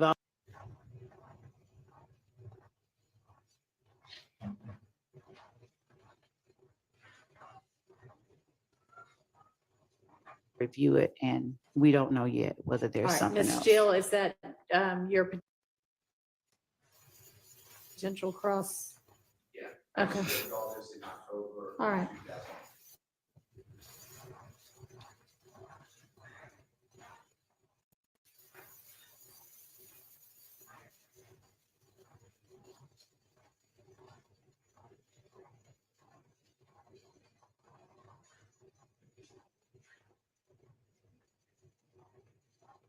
This is taking too long. And it should be.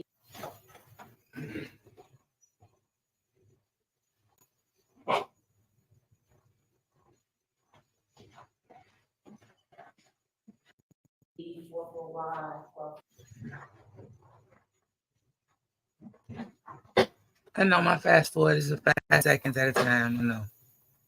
But it's better than what I was doing with the mouse. Shit, I was giving myself a headache. I'm gonna have to take it a little slower, y'all.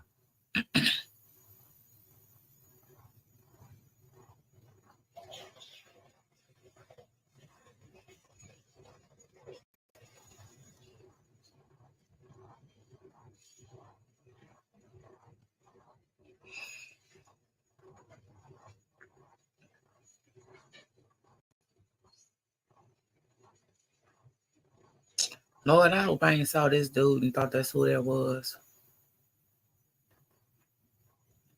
Because I think she had on that color. We're going to have a hearing on that. Okay. I got the we got the dude with the blue suit. Obviously, you need notice in order to be here for it. I was actually sitting right back there when you're assisting. So I know you have just very recently filed a Rule 22.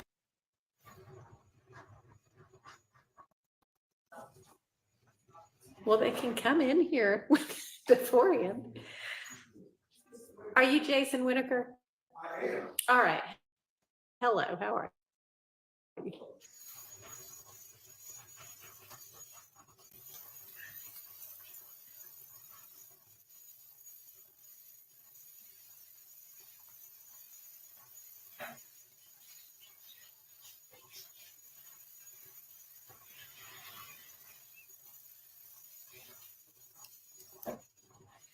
Okay, so here we go.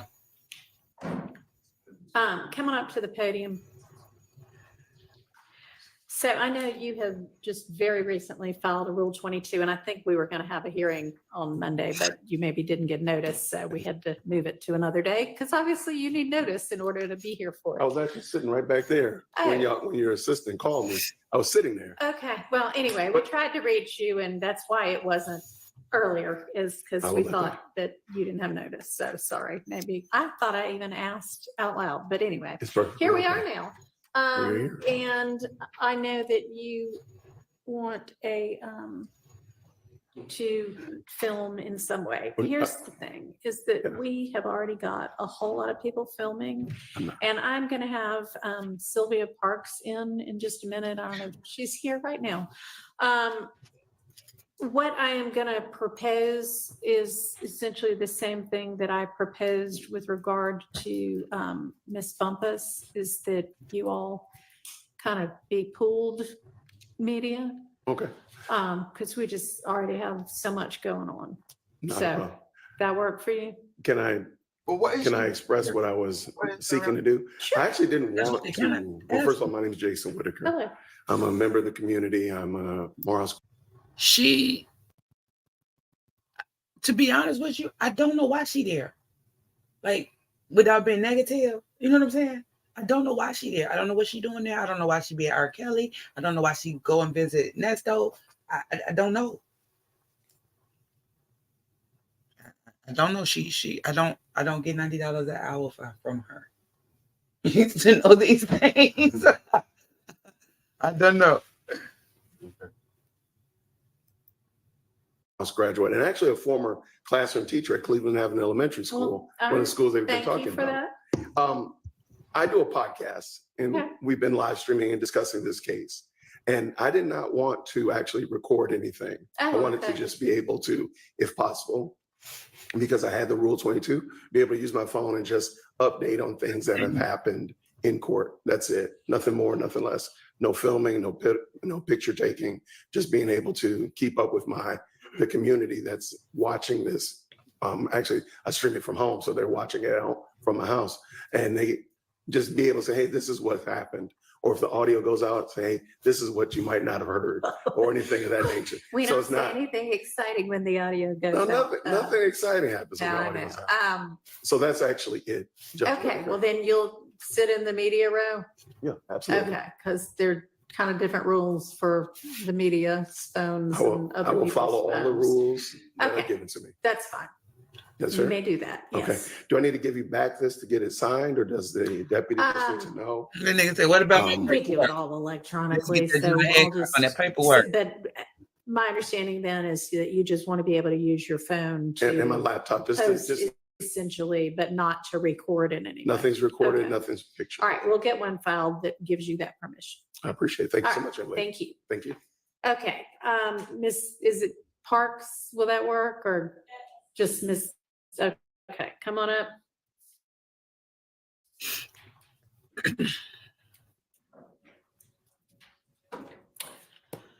All right, so I know that you have been live streaming pretty much this entire trial, and I'm sure probably the pretrial proceedings as well. And it came to both the court's attention and defense counsel's attention recently that you had been on your, what do you call those things that you do? It's not a podcast, or is it, do you still call it that? It is a podcast, but it's a video podcast. Okay, anyway, we'll call it. Wait, let's hear her say that shit again. What you call those things that you do? It's not a podcast, or is it, do you still call it that? It is a podcast, but it's a video podcast. Attention. Our trial, and I'm sure probably the pretrial proceedings as well. And it came to both the court's attention and defense counsel's attention recently that you had been on your, what do you call those things that you do? It's not a podcast, or is it, do you still call it that? It is a podcast, but it's a video podcast. Okay, anyway, we'll call it a podcast. That you had been, And I know that you say in your letter that you didn't reveal any personal identifying information. And I think that you did not reveal enough to actually identify any of the jurors, but you were referring to where different people sat and their race and gender. And that is personally identifying information.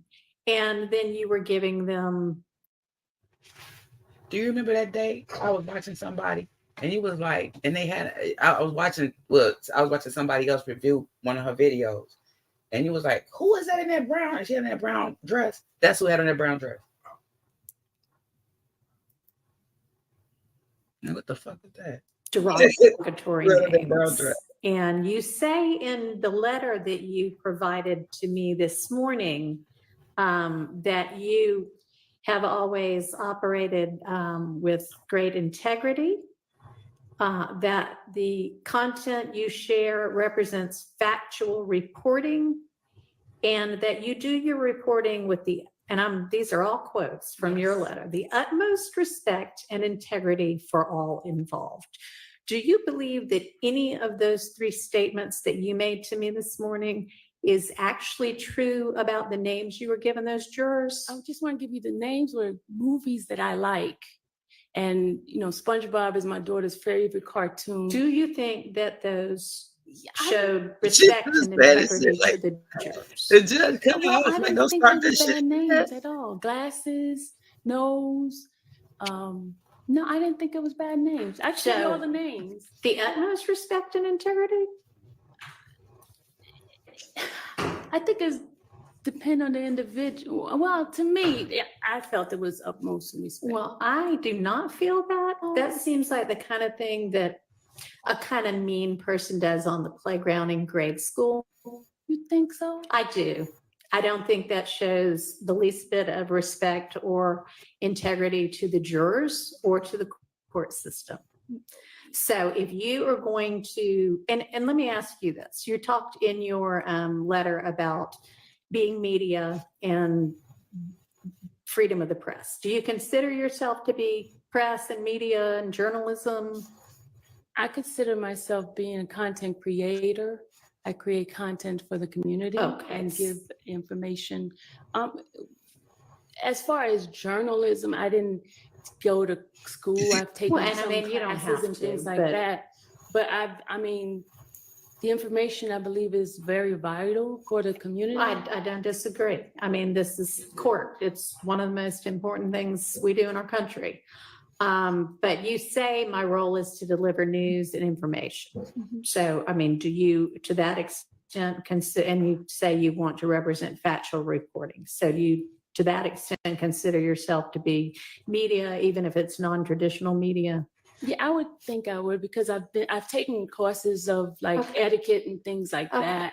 But as far as and then and the other thing too with my channel, it's more like some sort of like easygoing, friendly type of thing where people don't feel like it's just. I'd love for you to keep it friendly. Okay, that would be great. Okay, and I will never use the names anymore if it offend anybody, because that was never my intention to offend. She knew that. I was just using Get outta names here. of movies that I like: Twister, SpongeBob, Well, and Ghost, things like that. I mean, I realize that if you're trying to create content that fills, the entirety of every day, that sometimes you probably have to reach out somewhere to whatever pops in your mind at the time. But I would ask that before you do that you actually do keep in mind that this is a court proceeding. Mm-hmm. And I know a whole lot of people seem to be watching this as entertainment, but this is not entertainment for any of the people involved here.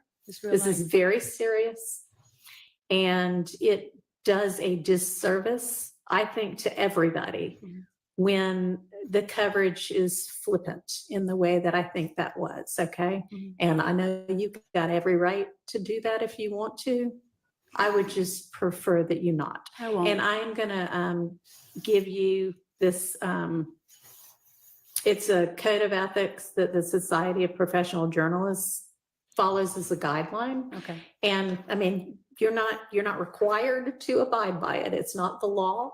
but it might be helpful for you to take a look at it I and definitely just, will. use it as a guideline. I definitely will. Okay, I so definitely if will. you can do that for me and try to be respectful and treat this with integrity, then you may come back in and continue to live stream. Definitely. All right, I appreciate it. Thank I'm you, Your gonna Honor. hand this up to you. Okay. Okay. All right, Well, I that don't know was if that. y'all have had an opportunity now, we can get back to our issues with, or potential issues with some of the, Now that was from Law and Crime episode. Shoot, episode. Here we go. All right, so come on.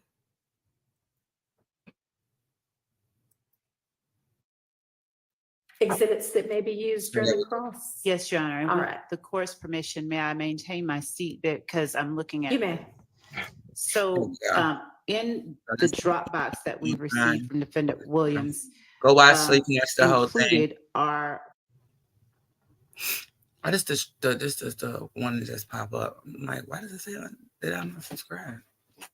That's what be irritating me. You know what I'm saying? Yeah. Because then I can't find it if it say I'm unsubscribed. Like I am subscribed. Quit playing with me. You know what I'm saying? Yeah.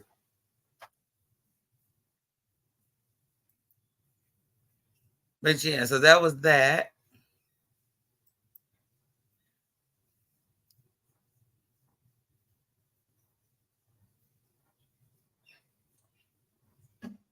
I got my history. Because I think it was something I watched that I thought was very interesting. I know it was Keita, but I don't remember what which one it was. I sat down and watched it for like all day. You know what I'm saying? Mm-hmm. And I don't remember which one it was. And you know I love her little cartoon antics. Did you see that one that I sent you earlier on the messenger with that girl you like that you go around messing with people? The girl with the other dude that did that. Lexi. Yeah. Yeah. No, I didn't see it. Did you send me one? Yeah, I sent you one through the messenger. A little real. I didn't see it. I haven't really did Facebook today. I've been doing this stuff. I still have not watched them Prince Alice. Okay, well, here we at Keita. Now she reviews, so I don't think she gonna hit me. You know what I'm saying? Because it's hard to be a reviewer and then you hit somebody for reviewing you. Right. They got a beautiful bomb.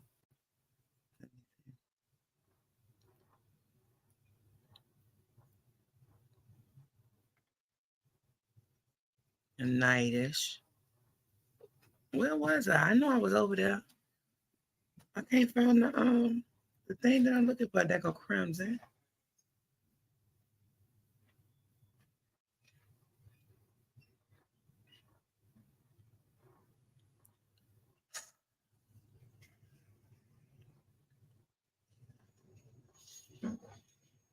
Where is it? Oh, there she go. Here we go.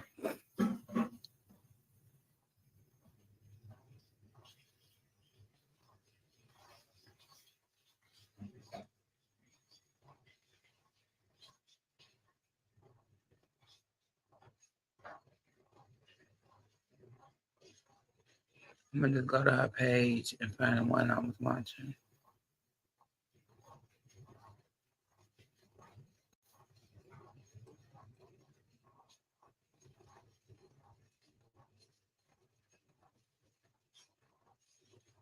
But this is the one. This is the one you always ask, what's her name? But you know her voice. Yeah.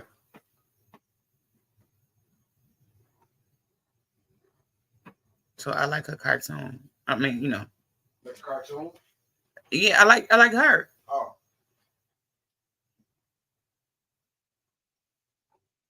But I'm trying to find a video I watched earlier. She do reviews of shows, and it was interesting. I'm like, what the fuck?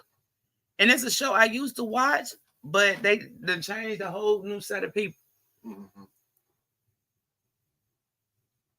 And there's one that's interesting on here. So I was trying to go to her page and find the one that I watched. It's not a short, because most of them are shorts because they come through the my TikTok first. Okay. So most of the videos of my history from her is shorts.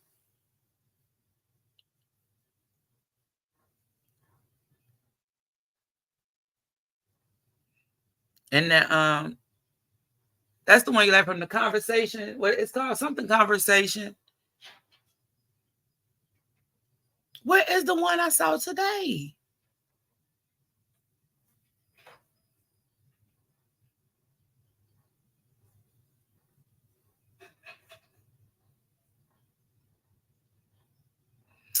I can't do it because I'm scared. And I can't find the one that'll be really worth it. You know what I'm saying? Yeah. But yeah, I watch her. I love her shows. And see, this one says subscribe. I don't know why the other one didn't.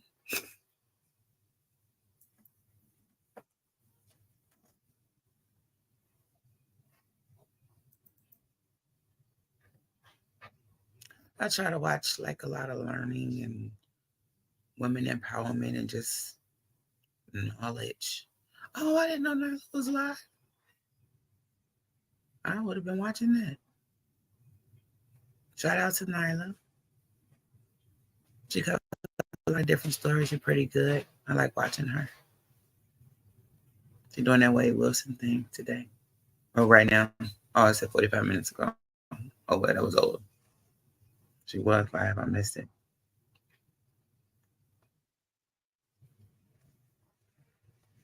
Let's see.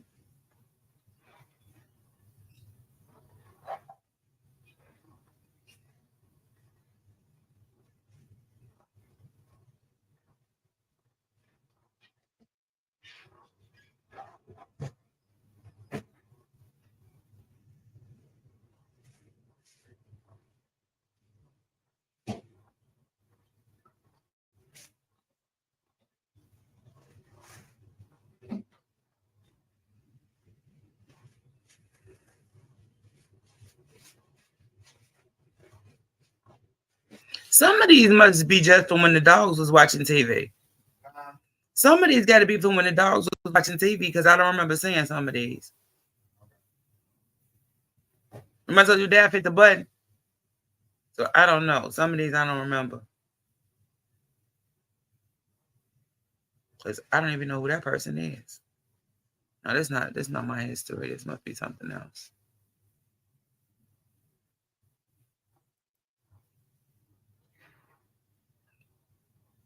I don't even know who that is.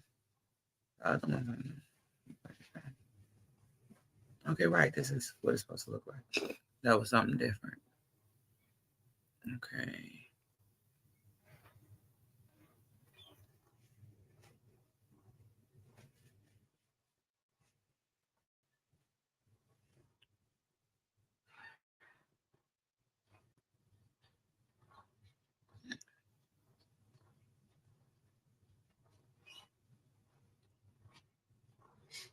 Okay, this what I was. This what I was watching. She did the she broke down the Reese Tisa. She did the whole thing in 40 something minutes. That was wonderful. You know what I'm saying? Yeah. Cause I tried that shit. I couldn't even really get through it because my brain was like, stop. You know what I'm saying? I couldn't get through the whole thing. So she took me through that real quick. Cause I tried to, I couldn't get through that.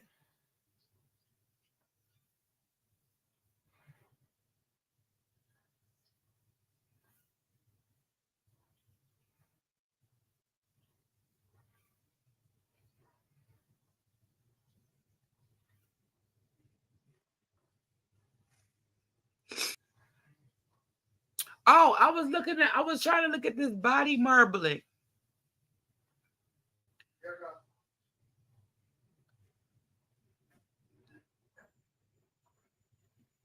Oh yeah, I want to watch that. That boy was crying his butt off.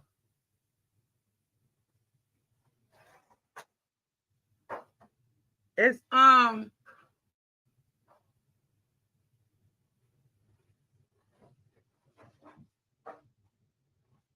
it's like you dip, but you dip your body. Really? Yeah.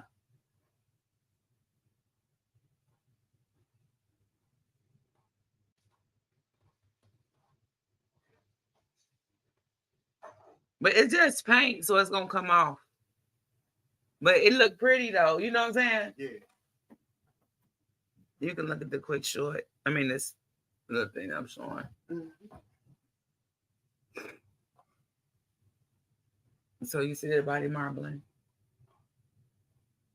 Well, and then I'm going up for the way you look at it. That's right. Yes, the arm in there. That's cool. Watch the body marbling. But you want to see these men get waxed? Yeah. Okay.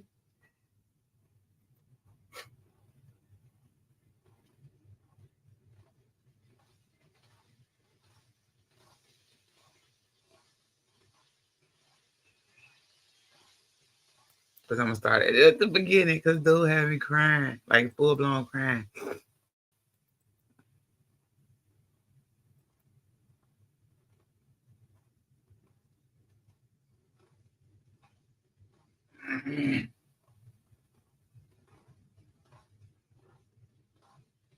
What is going on? Why is my internet going so slow?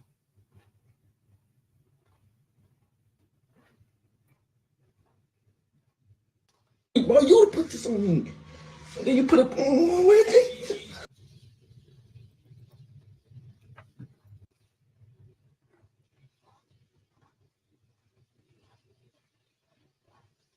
Oh, you know what? It might be because I got it plugged up. Sort of be acting funny, just in case.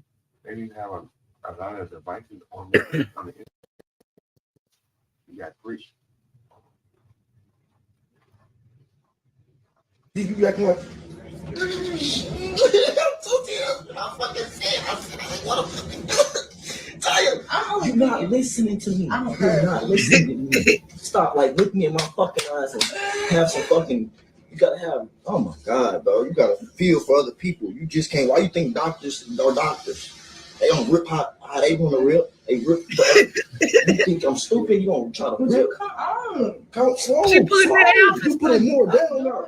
That's what that nigga on my belly button, bro. Simo, quit fucking touching me. Quit touching you.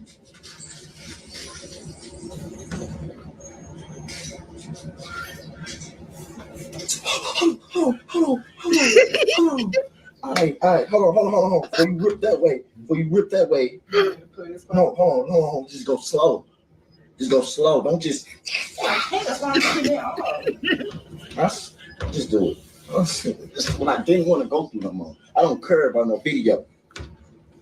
I am ripping it down, but I'm not even ripping it the way it broke, so it doesn't even hurt as much as it should hurt. Rip. Put that shit on top of your forehead and just. She just put the lip piece. Okay, come on. I'm about to pass out. I'm gonna do. I didn't want to do this. And you talking about do this shit? You don't.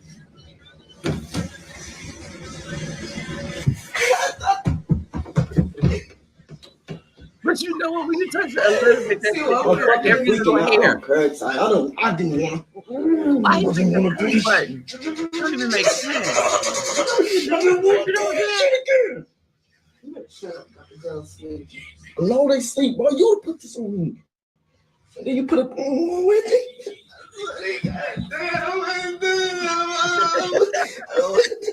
Let it go. Just get it out. Fucking get it off of me. Okay.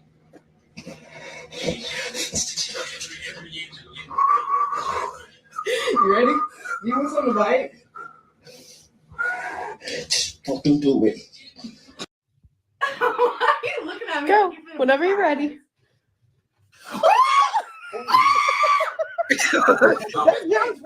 Bro, This shit hurt. It stuck to my mustache. Oh my god, bro. Oh my god, I gotta get it out. I gotta get it.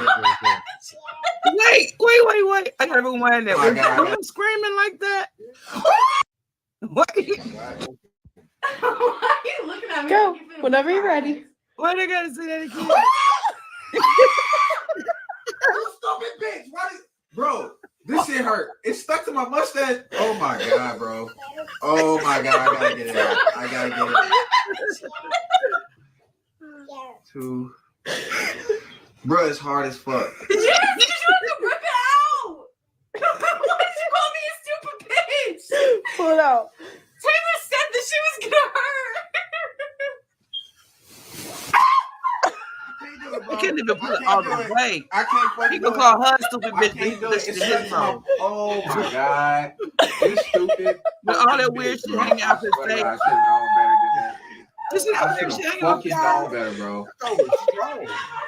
No, that's his mustache. It's all in my fucking mustache too, bro. Your mustache is off the string because you.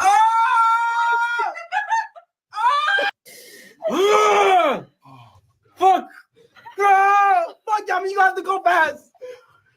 Yummy, up, go. Up. 3, 2, 1. Yummy! What the fuck? I'm telling you, Go baby, this you gotta side. grip it good. Grip it good. 3, 2, 1. Yummy! This shit hurt. Yummy! Here you go. You want me to do it?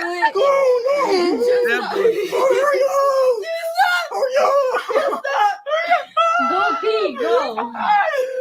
Go pull it. No, not from this hot bitch. On the fucking bottom. On the fucking bottom. Okay, I'm sweating. Okay. 3, 2, 1. Bitch. I told you. Fuck, why is it not on? You see why you need the paper? Oh, fuck you. What are you talking about? What are you talking about? Let me know when you're ready. I will record it. No. Really versatile. He had to hold the dog. Oh, no. He gonna scream. Am I doing it right? Oh, my goodness. Say hello to my little friend. Oh, it's hot. You said it was gonna be warm. You're gonna tell me when? Are you gonna tell me when? One. Can't breathe. Joey, can you please look at your hair? No. I thought you were gonna yell much more. Give me your hand. The pain is way more than yelling. You don't see nothing. Get this off of me. What? No, stop. He's getting in the stance.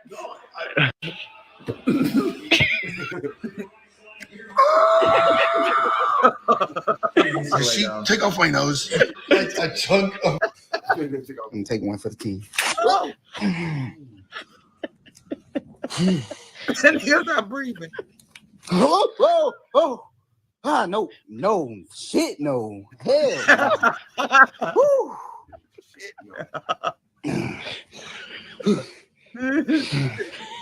These are the ones you doing. You ain't doing that whole pack. You're not doing that whole pack. Oh, They keep waking my nut because these ain't getting she dead. set him all the way These up. not getting dead. Come on. I ain't gonna get all of that hole. Come on, that bitch stuck. You did that one Let go hard. of my feet. Move. That's the last one. Fuck that. Move. Come on. Oh, man. Move, Come on. Hurry up. Fuck that. There ain't no way. You gotta go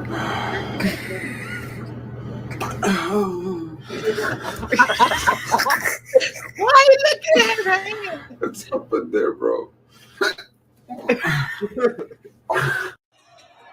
Okay, that's enough. That's enough. That's enough. You didn't get that much hair back there. Got Ready Joe? I'm cleaning it up because you have pieces that are strangled on there. I put that on hold or something right there. So you can pull the hair out of it. Because he don't got a lot of hair on his back unless it's gray and we don't see it. That wispy shit. Oh, that shit's hot. That's enough. That's enough. I'm not doing anymore. Question was he pushed into him? That's what they're talking about right now. What? That's my hand. It's a 44-yard punt by Angle. Harry Vincent, number 34, after the Eagles, was the one who pushed it. During the kick, illegal block. Get her on the fucking phone right now. That shit fucking hurts. You told her to get the phone. What's She loves you a whole lot.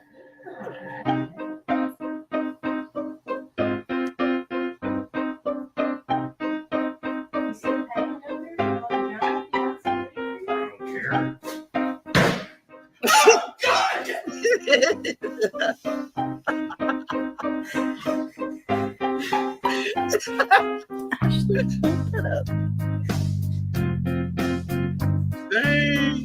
Oh, that was a lot of hair. Boy. She got two on ready to go. I need somebody here. Hold his hand. No, that's it. I'm already know how much person he paid. He finna do. Hold on, bitch. Come on. I need your hand. Like Eddie Murphy. What? Who? She got two on. Did that hurt? But you see, he holding his boy hand. We ain't gonna see nothing about that.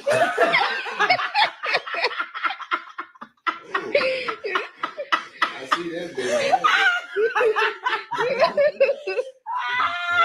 I'm gonna kill you, bitch. Hey, no, it's better to get it all. no, you trying to kill me. See how she make it work. It get over with faster. Yeah. No, I know. Damn, shit's engaged.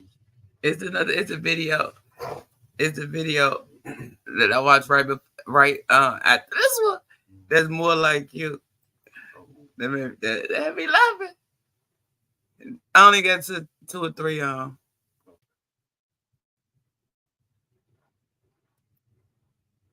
Why is this? Come on, man. This is not what I watched though. I'm trying to find what I watched. Cause it didn't even this one there. Okay.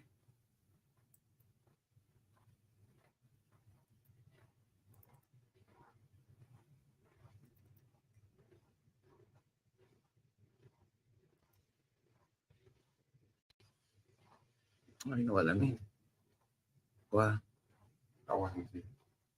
Oh, damn. I went back too far.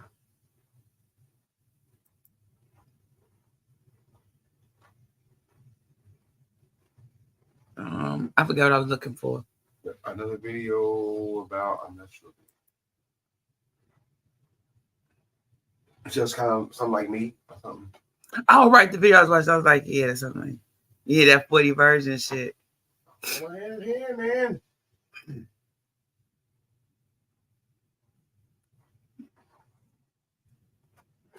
That shit was crazy. But I only saw a couple of it, a couple swipes. I don't know if he made it.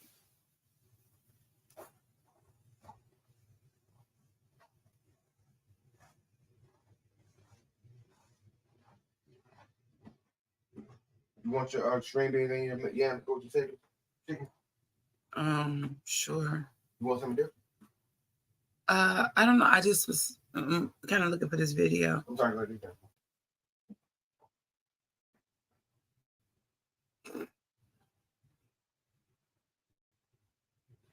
Where is it? Oh, this is the next one I want to do. It's called When He Realizes He Helped Kill His Son. It's one of them police videos. I want to watch that too. And I got I probably won't do it tonight, but I have the videos for the earlier incident with Sonia Massey. Remember they said that was the second time the police had been to her house that day. Right. So I got that too. Okay. But it's long and I don't know. I don't want to review the lady. You know what I'm saying? Yeah. But from the little bit that I did here and everything, I don't understand why they would kill her. I mean, I don't know why they would unalive her because she clearly that literally the whole call was about that she needed help. The morning call. Yeah. I started reviewing it myself early. Yeah, the morning call. I forgot what I was looking for. The video about me. Not about you. I'm too far down. Yeah, I'm too far down because it's back to Wednesday. And I just watched it.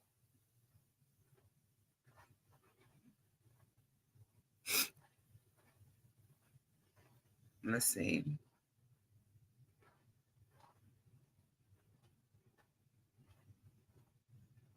I hate that I can't play these videos on here.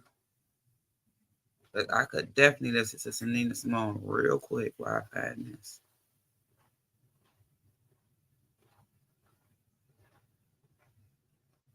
That's my baby, y'all. One of my babies. Let's see.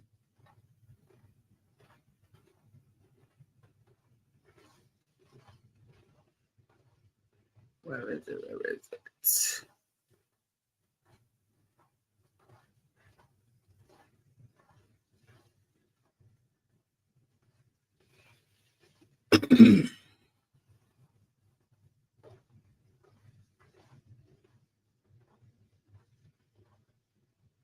The man getting. Here we go. Yeah, here we go. I found it.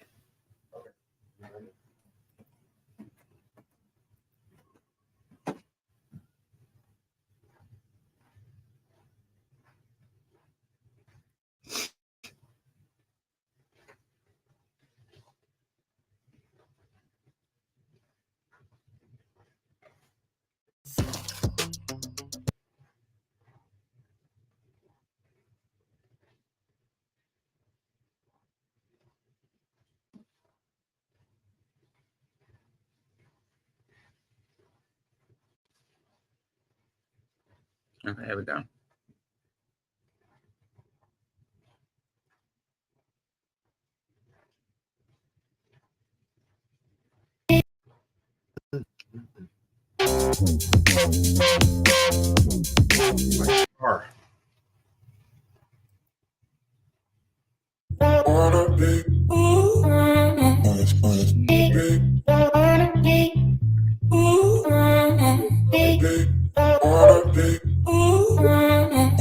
But it's like, look at all that.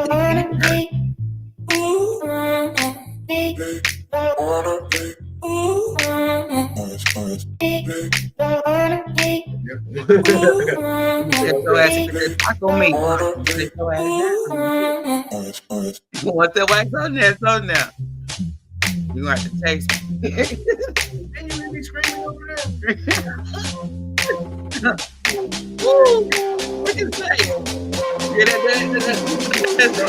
Yeah. It's making noise. I know I can't do music at all. But shit, you see his face, he feel it now. Yeah. Sweating. Look, but look how white it is up under there. It ain't even red. It's just white. Like sun never hit it. You want to see a little piece of that nigga soul come out. go back in. What was that? It was kind of cloudy. What was that? The soul came out a little bit.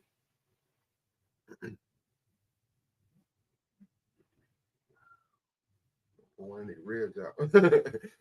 Barbecue sauce and everything. Oh. Whoa. What is that? Stuff you put on that? The wax. That's wax. Oh, God. You see, it's black coil wax. Well, that's what the story is or whatever. She gonna paralyze that nigga. Yeah. And it ain't even getting it ain't even getting a clean shade. You see it? He still got hairs in some spots.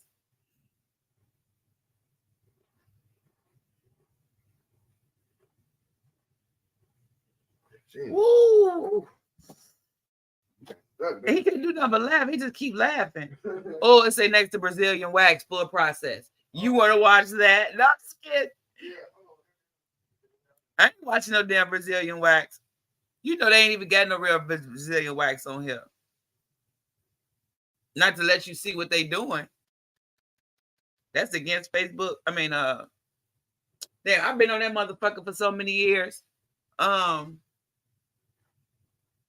You know what? I don't know what YouTube regulations is. Because I've been on Facebook for so long, it's just some things I just know not to post, you know. I got tired of getting my page shut down, being on punish. That 3 months fucked me up though. Yeah, that 3 months fucked me up. I ain't posted nothing else since.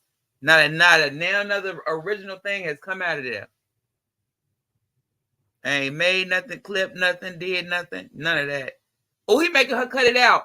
He making her cut it off.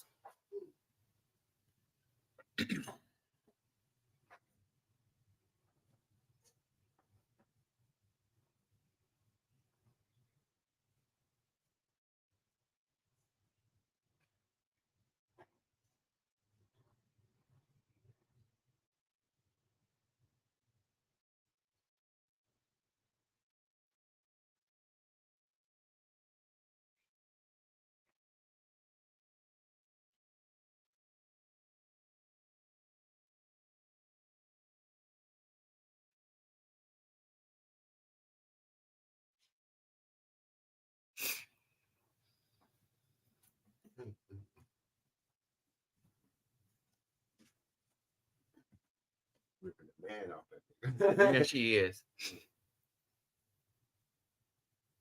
He got shoulder hair and everything. Everything. He got all the chinchilla. Woo! His neck red as hell. That's why I said the skin up under there was white. That mean the sun. That mean he got that. The rest of that is tan. You know what I'm saying? That's why I said the sun ain't never touched none of that skin up under there. Russia. It's cold and wet. No motherfucking sun. No, that bitch would have had to near me. I can't go. I'm gonna have a stroke on the table. I'm wiping that hair and you only so much water in your body. Can't cry and sweat. You gotta pick one. You gotta pick one, and you ain't got that much water in your body. Can't cry, sweat. You go to the bathroom, no bathroom. Can't do none of those. Woo! Did you see how he just looked at her? Buddy. Let's see if they're still playing the music so we can hear what they just said.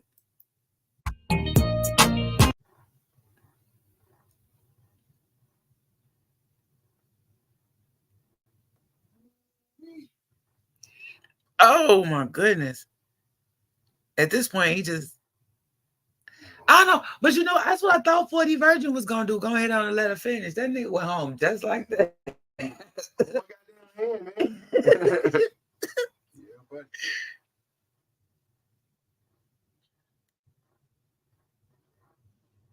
Ooh. Ooh. But it look like, oh no, that is nipple. That look like that. That one look like that nipple. Yeah. Oh, not just Right still. over. Yeah. Ooh, I see it. Oh my God. That shoulder hair gonna get his ass though. Yeah. Especially right there by that neck. Gonna bring so many tears to his eyes. He'll be able to count them up. And that's how I check it with 56. Yeah. You keep looking until you want to get that nipple. Ooh. You close to that Mario boy. That Ola gonna be hurting. I told you by that neck. That look. Yeah. That's soft meat. That's meat that don't get touched at all. Mm. But she doing a good job. She didn't actually cover the nipple like old girl did. Oh, nipple fuck.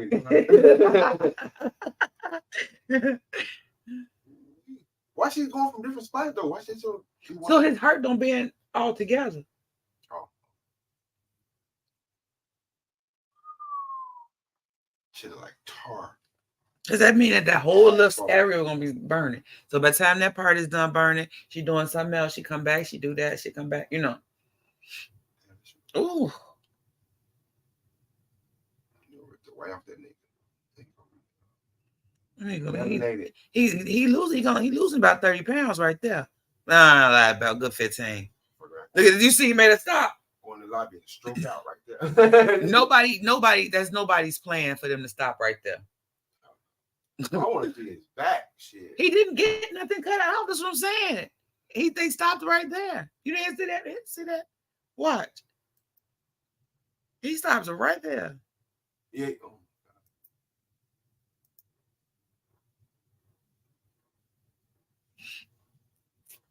And with that shit hanging off his shoulder and everything, he gonna braid that shit and go back to the crib.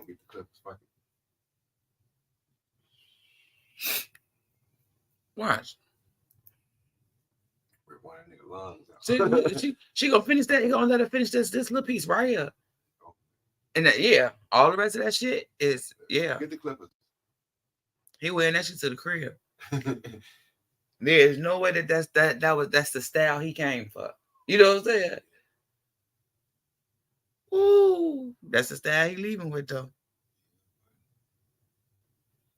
Watch this shit.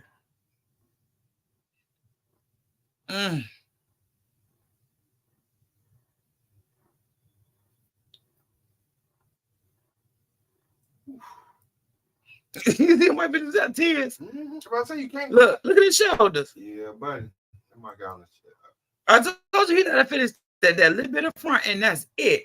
Nobody came for that. You know what I'm saying? Yeah. Now one person came for that. You know what I'm saying? But you know what? It's been almost 4 hours. I've been on him. Huh? How you know that? I'm looking at it. It's right on my screen. Oh, I didn't see them. Okay. Yeah, it's been 3 hours and 51 minutes. So let me start sharing this.